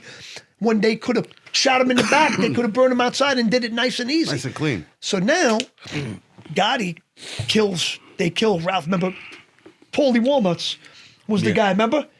He was the guy who did Shot it. him with the silencer. Yeah, in the yeah. back Right of the when head. kids were playing in the playground, he got him during the day. Twice. He made it like he was working for the phone company. Two in the back he of the was head. waiting for the thing, and he's just like, remember he was with the wire? Yeah, that was a great movie. As soon as That he was a just great got, he starts shooting him. So now they had to have a sit down. They just had to have a sit down, and Carlo Gambino, the little old man, he was there. He was listening to everybody. That little old man was the shot Yeah, that was the caller. guy. That was He the says, guy. "You go, you That go." was the guy. So, fucking Paul Castellano was like, what the fuck, man? This is one of my guys. This guy can't just do this. And blah, blah, blah. And then Neil steps in for him and says, well, you know, this piece of work could have cost my the guy I think of as my son Right. all this time and this and that. And then Uncle Junior from The Sopranos, he played Piney. Piney, he was the consigliere. He of was the that consigliere. family. So now he's the voice of reason. So they ask him, what do you think should happen? And he says, he goes, we need all the John Gottis we can get. Says, we need all the John Gottis. But in this life, we survive by our rules. And a rule was broken. If it was for me, he would go. That was the mob at its heart. Yeah. That was At its fucking peak. where Yeah. it's supposed to be. Yeah. Not now. Yeah, he said if it were to me, he would go. A rule was broken, and he would fucking go. Remember Anthony Quinn? He was acting was so good. He It was didn't know what amazing. to Amazing actor. Amazing actor. So then he comes back to the bar, right? To the social club with Gotti. The Bergen Hunting Fish Club. with the two Before he zips. moved to the Ravenite, because the Ravenite when he was with the boss. Right. In Little Italy. But this was in Queens, Bergen Hunting Fish Club. So as soon as that's basically the boss. He's the underboss. He comes in, everybody, hey, Neil, you know. So he brings Gotti over and his acting was so good. The dialogue, the writing in that Dialogue movie was was good amazing. too, though. Amazing. He's got these two big goons with him, right? Call them zips. Yeah. And he goes like this. He goes, I was just with Don Carlo. He goes, negotiating. Remember? He goes, what were you negotiating? Your fucking He life. goes, your fucking life. Oh, you talk about my man. What's his name? Amon Anthony Asante. Quinn? Amon Yeah, yeah. Asante. No, The old- Anthony Amon Quinn. Asante played John Gotti in the movie. Yeah. So then he goes like this, and he goes, your fucking life. He goes, if Don Carlos said that you would have to go, I would have come here today with these 2 zips. And you would go. Just the way he said, these 2 zips, and you would go. I don't give a fuck. You're like my son. This life is more important to me. You never seen the movie? I've seen Very it, bro. underrated. Yeah. I gotta be Yeah. honest Can with I you. tell you something? That movie's as good as any of the good Absolutely, ones. it's a good 100%. fucking movie. 100%. That's that dude. He said, "What we gonna do now?" They played his vocals in a lot of rap intros. That guy y'all talking about, the actor Anthony Quinn. The- Oh, you what are think we it- gonna do now? Huh? That he played Gotti. No, Amon Amon Asante. Asante. Amon Yeah, he did a Asante. lot of movies. What? Damn. But I don't Yeah, know. that Gotti- Voiceovers, I don't know. That Gotti movie had such great writing. Just the first scene of the movie. I think it was better than the one with John Travolta. Oh, that movie that was shit sucked. bad. That movie was bad. Who? Armand Asante? Who? Anthony Quinn? Yeah, he played the mobster in No. American Gangster, he played the mobster with Denzel Washington. Yeah. He goes, you ever hear of Monopoly? Yo, that guy's such a Monopoly? fucking He stud. says What's the his word name? Monopoly. Amon Asante. Yo, that guy's a stud, Yeah, man. yeah. He looks like a fucking In that gangster. Gotti movie, man, but the writing was so good. Yeah, the writing was It so was his amazing. profile. Yeah. And he's talking to Frankie Locascio. It was in Nettie Sorelli's apartment. She was a widow of one of the guys Yeah. who died. And they thought we could go up here. Nobody's going to ever come up here. That shit But got they always fucking see how they bugged. go in the back, and the feds were smart enough that, oh, fuck, Nettie Sorelli. Yeah. They must go to her apartment to the thing. They bugged it, and they got everything they wanted. But just the beginning of the movie, you see Gotti's his profile. Yeah. And he talks about, makes you think about Yeah, the people in your your life. life. Makes you Great, think. great. If Neil was here right now, he'd say, John, what's it about? What's it about if you don't go through with it as a man's man? He would say, suck it up, take the fall, do the time. It makes you what you are. It makes you who you are. It was The fucking- writing in that film was amazing. awesome. It was Makes you who amazing. you are, makes you what you are. Wow. And You to got- be honest, that guy that's playing it, he's a fucking stud muffin. Yeah, Like, yeah, that dude yeah. was he's Amon class Asante? act, yeah. He's older now, though. Yeah, he's older now. This is the man I was telling you that Yeah. went to applaud for me in my Yeah. short film. That's I was your like, guy wow, right there. He's my idol. Yeah, you know? that's the guy He's right a good there. guy. Remember Very he was- good guy. Yeah. He I was loved always, him in a lot of I shit. auditioned for him many years ago. He was doing this movie. The movie, I don't know if it ever happened or not. I didn't get the part. But I just remember him in the room and what a nice guy he was. He was a He did gentleman. everything to make me feel comfortable. He is a gentleman, that guy. You know? He was Italian? Huh? He's was no, he's Italian? actually Spanish. He's Spaniard. Oh, from Spain. Fire, Yeah. fire, Yeah. fire. Let me show, like, you know, when, like now, you know, like, I think as time goes on with anything, even car dealerships, they know better now. That's why they don't have as much inventory. It's Yeah, just after the right, pandemic, right, yeah. it was just like a whole different. It was all shake up. Everything Everybody changed. restructured. Yeah, everything changed. Revamped. Changed the world. Yeah, bro. yeah, yeah. Changed the world. Changed the world. Motherfuckers outside the line. Because I was in detox. So I went to rehab for 44 days. So I come back to New York during the fucking pandemic, 3 days in. Oh, wow. Brother, this shit looked like RoboCop Part 1. Yeah. It was crazy. You got a line outside of CVS, fucking three people bro. in at a time. It was very scary. I was on a flight from Ohio. I paid $18, bro. From Toledo, Ohio to fucking LaGuardia For Airport, 18 brother. bucks? 18 cash, my brother. There was 6 people nobody on the would- flight. yeah, I was gonna say, There there's was probably 6 people. nobody They on were the all flight. stewardess. I was the only human there, vaping and everything on the flight, bro. Having a grand old time. It was like Wow. 40 minutes. Wow. Some dumb shit. Like if I ever like directed my own film, like one thing that I would do that I learned better just based on my own experience. How do you feel? Like when you work on some of these sets, right? Yeah. Do you feel intimidated sometimes when there's too many people on set? Not even like sometimes people bring their friends and all that. That stuff should not be on set. You're Because right. I remember that used to throw me off. I'm nervous already, but one thing that, like I wrote this screenplay and there's a part for a young girl, like my daughter should be 21. She would be the lead in the movie. Now, if I was directing this film, one thing I would definitely do, I know for just my own experience, they plucked me from obscurity, Jones Beach. Right, They right. found me, right? They found out I had some talent. But now I go on these sets, right? It's already a nerve-wracking, it's already like, holy shit, like you're nervous already because of this responsibility that's given to you at such a young age. But then it's like to make matters worse, when you get on the set, on these big budget movies, you have somebody there for everything. You have a guy, the camera operator, then you have a focus puller. There's so many people. And I feel that because there was so many people, it intimidated me more than I was already intimidated. So now if I was to direct my own film, especially some girl, because I want to find like an unknown actress to play my daughter in this film, just the way they found me. Okay. And I just think that having all those people on set can be a detriment to a young actor or a young actress. I can see what You know what I'm saying? I can see your point there. All you need is a cameraman, you need a boom guy, you Right, need, right. the director, maybe the assistant director, but that's all you need. Who the fuck is working? Yeah, Leave your friends at home. You need the people that You need need, friends at home. but not even that. You don't need so many of the other people. Yeah. Okay. Like, you got wardrobe, you got makeup. Like, if you need makeup, bring them in. But I just think Right, there right. was just, all you need is the guy, operating the camera, maybe the focus, put a couple little things. But I don't know if you've ever experienced that where you were just so intimidated. Well, I wouldn't say intimidated. I would say more confusion. Because again, this is still new to me. Right. So having all those people on the set and everything, it was a lot of commotion. And then you had to be on point. I wouldn't say intimidated. I would say more a little bit confusion. So I get what you're trying to say. Yeah, don't you feel that you could have maybe performed a little better had there been less? Because now with the confusion, you're thinking about that confusion when you should be 100% focused on what the task at hand, which is to play this part, this character. Yeah. You shouldn't be worrying about being confused. The only time you'll be worried about being confused on a movie set is if your character is confused. It's confused, yeah. If your character's not confused, then you shouldn't be confused. Can you get into character right away? It depends on what character. Some characters, obviously, I need to reach a little further and a little deeper inside. Okay. So maybe just being around people that are close and to what that character should be.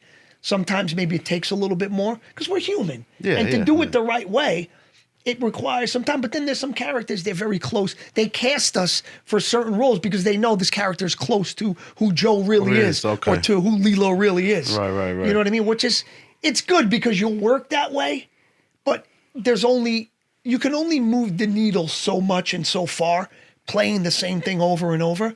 It's gotten to the point for me, I don't even find it fun anymore. Like I get offered roles sometimes to play these things that I don't even want people seeing me play anymore.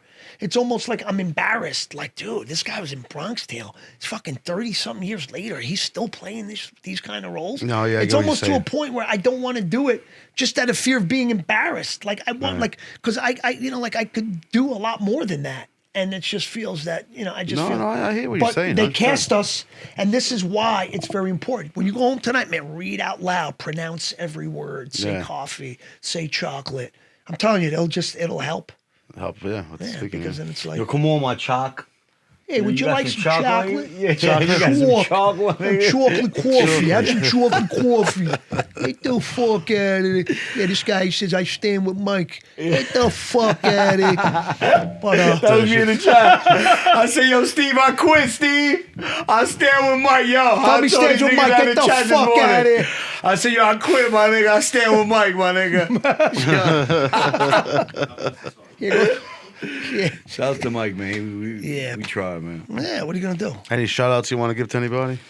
Oh, shout outs to you, man, for coming. Oh, you're a Thank you for beautiful having me. guy. I don't want to. Thank you Yo, for hopefully I having get a follow, man. I want to get my Puerto Ricans in the mix with you, man. 100%, 100%. Definitely. I want to rock with you on the gram, man. Told you this guy's a beautiful human. Thank you for for being on our show. I ain't gonna brother. lie to you, Lilo's a good dude, man. You know what I mean? Because everybody he said that's gonna come. It's the first time I met him, man. Not because he was Lilo Brancato, he's in the Yeah, Bronx. yeah, when yeah. I was working with him, like we were working on Yeah, set yeah. in Brooklyn, I was like, yo, this is. Remember we were in the car? Yeah. And I was a lot heavy at that time because I took this medication Majaro and I lost a person. I lost over 140 pounds. So now Nigga lost me. a lot of Nigga lost me. a lot of He scenes. shit you out. It's over. Bro, a lot of scenes in that movie that we got to redo. Gino has to redo because I was over 100 pounds more. Really? Yeah. If he's gonna do it like that, we'll be shooting that movie till That's what I told him. I said 2029. he wants to do the I This won't fucking like give him guy's the crazy. You're description. wasting. He said, "What is he? I He's told him, I wasting said- Chris's money that way." The shoe scene he wants to do again. You know what I'm talking about? The shoe scene. Which one? Take off your shoes. That's all I'll say. Oh. That's all I'm gonna say. Yeah, Remember yeah, that one? yeah, He wants to do that one over again.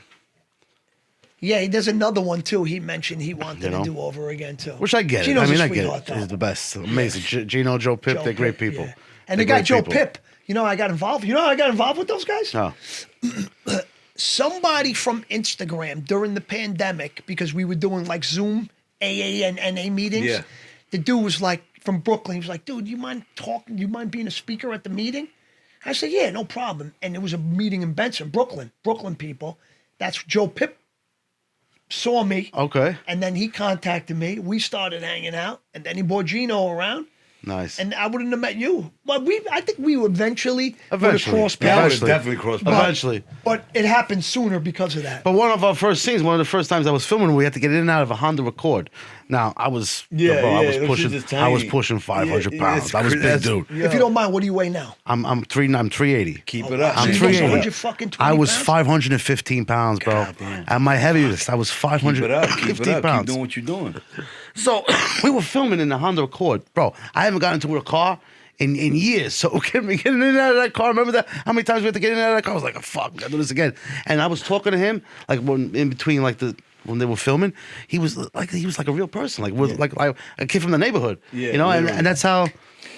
And also, I think what brought us closer, the fact that we both speak Italian. That too. Oh, yeah. That too. Because you got a lot of Yeah, Italian that too. American Yeah, kids. yeah, that They too. play it. That- They yeah. don't Right. speak Italian. They don't even know what being 1,000%. Italian is. I can see that. But he does. He knows the real He Italian. got the real linguine. Yeah. He got the real linguine. Yeah. Yo, but it was a pleasure having you. I'm Pleasure, fucking guys. beat. We love you. Love you guys too. Keep it up, man. Once This again, for the I 65th, promise this is the last 65th For the show? pound. More Life Recovery Center. Thank you. Hey, where's Donnie? Donnie wants to say goodbye. Hey, Donnie, where are you, Donnie? Will you Oh, close Donnie's that window? upstairs. You're killing me with that fucking draft. Smoking cigarette after cigarette. He's He's- gonna get you laid a couple times because he's gonna make you go viral when that happens, and then after that happens, you owe me and my wife a couple dinners. Whatever you want, brother. Whatever you want. People are Whatever gonna you- love him. Big Joe loves dogs. Whatever you want. Big Joe loves little dogs. Dog, look at that. Yeah, now you're gonna see people. Yo. People are gonna be bringing their dogs. Joe, autograph my dog's face. Pet the He gonna dog. be fucking that Peter, my nigga, the Peter ambassador. Autograph my dog's You asshole, heard? Joe. Peter ambassador. Peter ambassador. Let me get Donnie a Come here, shot. Donnie. Come here, Donnie. Donnie, you were great, and thank you for. Donnie Buron. Oh, Donnie Buron. Buron. The Buron. Buron. With accent over the O from Spain. Baron. Yo, Baron. Donnie When the Buron. guy you saw at the UFC place, the guy we just spoke about, when he mentioned you the first time, he said Buron. So I'm thinking B-A-R. I thought it was Italian guy, Baron. Hey, Baron, I yeah. gotta know Oh. what How do you Italian- pronounce it? But I don't. Baron. Buron. Baron. Accent over the O. Baron. Baron. B-U-R-O-N. Buron. Buron. Buron. It's Cuban, right? Yeah, Cool. yeah. That's from Spain originally. Oh, okay. Yeah, I'm Spanish. Libertad. Libertad. Remember that? He said, libertad. Libertad. You're crazy. Yeah, You're but did you crazy. see? Wait, last thing. His Scarface. Yeah, but how did he is look? one of the When he best. got stabbed, he's like, you know, wait, what? When they fucking poked him up. Yeah. He He was walking all the way. Revenga! Well, what's the question you had? Nah, I said, is that Scarface? Yes. Good gangster movie, you think? Oh. Nah, it's one of the most overrated movies I've ever. You know what? Let me tell you. think so. Let's go back to this. This is why It's this is super why I want to say I slow. don't think so. It's very slow. Rewatch it. Go and rewatch it again. The Cuban people aren't most proud of of the movie is it. very We're slow. not. No, I know that. I heard you're not proud of We it. hate the people. Like my grandfathers and my grandmothers and my mom. and my Cubans got dad, pride, man. Oh yeah. They were all political prisoners. My dad, my aunts, my uncles. Right. So we don't respect the movie. But when it played out, I remember being a kid like. This nigga was in the yo. They had to make a movie because at that Crazy. time in Miami, that's when Griselda Blanco Oh, was yeah, around. running and shit. and those Cubans were called Marielitos. They were from Mariel Harbor. Yo, Fidel Castro, remember he speaks in the beginning? He goes, no queremos. Yeah. No, necesitamos. We don't want them. We don't need them. Take them. Take Yeah. them. So he says, I flush my toilet bowls on the U.S. So he gave us all the criminals, all the baddest That was people. what, back in the 70s, Yeah, right? late 70s, early 80s. And you had Griselda's people. So when they come to boy with the chainsaw, stuff like that was really happening. Griselda Blanco used those Marielitos as her muscle. She basically said, I need hitters. Yeah. And you guys need money to survive. So this is a perfect fucking symbiosis. Let's and For the Cuban people, we try to live in peace. Scarface was bad for us for a little bit. Now we're in the peace realm. We don't give a fuck. I hate what goes on over there. We don't give a fuck. But you know what I mean? Tony Montana, Pacino's performance was so good, It was so good. which made it so iconic. But obviously, you know, I've met Cubans. I remember when I used to get the Florida Crippy from these Cuban kids in Miami, right? And this was during the Elian Gonzalez thing. They were coming to protest. They all had the flags. They came to. I was at the Mikazuki. I was doing a movie down there, and they came to bring me the fucking the Crippy. I remember I smoked so much, but it was so strong. I was eating key lime pie, but. I heard like a couple of the kids there, they were Cubans and they speak with the accent and everything. They didn't sound nothing like Tony. Tony really didn't see like that accent. Antonio Montana. He created something that maybe wasn't 100% accurate, but it was so good that it didn't have to be accurate. Because like the way he changed, just his face, like De Niro does the whole body, where Pacino changes from here up. yeah, The way he had the, Nigga said, I tell you, no kids. Now look at you. Look at you. He was fed up. yeah.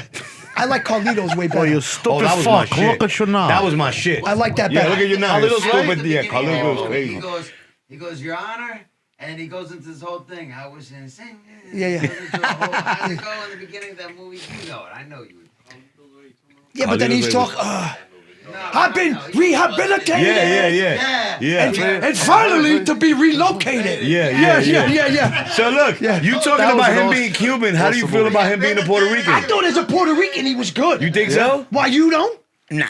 You don't think so? Nah, he's not passing. Definitely not. He didn't pass. I'm rehabilitated. We don't talk like that, man. Nigga. Yeah, but listen. He went more black than anything. Rehabilitated. No. But look, he killed You're it. He talking killed about Puerto Ricans from a different Yeah, era. yeah. Puerto You're right. Ricans from That's from that You're era right, were he's more. right. They were influenced by Yeah. New York Benny City. Blanco, No. Benny Blanco from the Yeah, Bronx. yeah. Yeah, they were I'm just breaking influenced his by balls. different. I'm breaking your because balls. he had the Puerto Rican lisp. Yeah. He had that lisp. He killed I it. He don't killed it. He know. killed Yeah, it. he was killed it. good. Who's underrated? Nobody pays attention about the guy that played the Dominican on Shaft. Oh, my black dude from Boardwalk Empire. Oh, Peoples is the guy. I thought he was Dominican. And he was just a black dude. Straight black dude. Really? He played in Boardwalk Empire. He had beef with Chalky White for the black girl, the black diva that could sing. Real underrated. And he was singing Yeah, I gotta see heroin to that everybody. again. I This dude. He was remember- a fucking monster. Yeah, he was a monster, this dude. He was a monster. What about Laline? Remember Laline Bureso? Look at me. I wear that? fucking diapers. Kill me, you cocksucker. You don't remember Laline? Who's that? Laline was in the wheelchair in Carlito's way. Yeah, Laline. Remember? He goes, that's how you beat your time? Yo, he had the wire. Yeah, he was in Attica. How the fuck did you get out? You got a serving life. And Yeah, then, come on, man. but you know Laline? Laline was the guy in Green Book. That's Viggo Mortensen. And then if you ever see him in Eastern Promises, you ever see when he plays a Russian? Did you ever see that scene in the bathhouse? You got to see the scene in the bathhouse. They cut each What was other. that play? The movie where he's the driver with the Yeah. white piano player. Yeah, Green Book. Green Mile? No, Green Book. Green Book, yo, Yeah, great Green fucking Mile movie. was the other one. No, Green Book, great. Yeah, he was Green fucking Book. perfect as an Yo, Italian, Green right? Book with that black dude, great fucking movie. Great movie. Yeah. They But you know got what they the- got an Oscar, right? I think that movie Yeah, got an he Oscar. did. And you know who that movie was about? That was about Valolongo. You know who Valolongo was? Sounds familiar. Yes, he was one of the characters in The Sopranos. Valolongo, remember Tony Lip? He was the New York boss with the comb over. He was that guy. He was the bouncer. That movie, Nick Valolongo. Movie was about him. Wow. Yes. Wow. You know that guy, Viggo Mortensen, would have been good in The Irishman. I loved De Niro, but I thought he was too old for that role. He was just too old. He couldn't when he was kicking the guy, it just didn't look. It didn't look. Yeah. Admit It that? looked right. Can we just admit that? What? I mean, it's for the culture. Right? What? The Irishman? The Irishman was not a good movie. Just too long. No. It was good. It was had good. okay. Simply just say it. Overall, I respect to anybody could've who's cut a in it who while put out their of that. time Yeah, into it it. would've been I better. am just no offense to the actors here or anything. Because No, I'm just a none person taken. None taking it. None taking it, anticipated Anthem. this movie to I'll be be honest, great. we probably ain't getting De Niro, so. It doesn't matter. And you know what I'm saying? Well, they did the same thing with It was Gotti. bad. They made Gotti. yeah, but I knew that was going to seem suck. like fucking- After you already did one with the guy did it as good as that, Yeah. you're not going to do it better. But The Irishman, you know what I thought was going to happen, Steve, love with The The Irishman? Irishman. You know what I thought was going to happen? Because Scorsese, his body of work, his movies are so unbelievable that I actually thought they were going to make him privy to the information of who really killed Hoffa. I read the book. It was called I Heard You Paint Houses. Because that's what he said. exactly. Because when you shoot somebody, the blood gets... Right. I Heard You Paint Houses. I read the book, when I was in college over there. So now the book was really good, this and that. So I thought that movie, because you got Pacino, you brought everybody together, and I knew since they were getting up there in age, I thought this was going to be their last big hurrah. I actually thought the movie was going to be better than The Godfather, and I actually thought that whoever did kill Hoffa was going to be revealed in that film. It was disappointment. Too I heard long. he could have been a little bit of full of shit too when he was writing the book. The guy who was actually writing the book. I believe it. Some of that Yeah. shit. A lot of those guys are full of shit. You know who was Yeah. full of shit? You know who was fucking full of shit? He lied. He may have been a killer, but he's a liar. Remember the Iceman, Kuklinski? Yeah. He was a liar. Fucking You know creep. who wrote his book? His book was written by Philip Carlo. Philip Carlo also wrote Gas Pipes book. And in the Kuklinski book, he said that he was the guy who killed Roy DeMeo. And the guy, Philip Carlo, said that's a fucking lie. There's no way. Roy DeMeo was worse of a killer than him. They had the murder machine, Joey Testa, Anthony Center, The Gemini Chris, Lounge. Chris Rosenberg. These guys used to even John Gotti's brother. He was overheard on a wire because Paul Castellano thought Roy was going to crack, so they wanted to put a hit on Roy, and they gave it to John and his brother. Gotti passed And John and his brother was like, "We don't want that. These guys got a violent crew around them. We don't want that." But he lied, and Philip Carlo said that guy lied. So now it makes you think how much of the shit he said is true. Yeah. You know? So I don't know. All right, All right, gentlemen. that's it. Smoke them if you got them. Yup. That cigarette's calling. Oh, yeah? my God. Cigarette to start. Come on. The Culture Project, and we're off.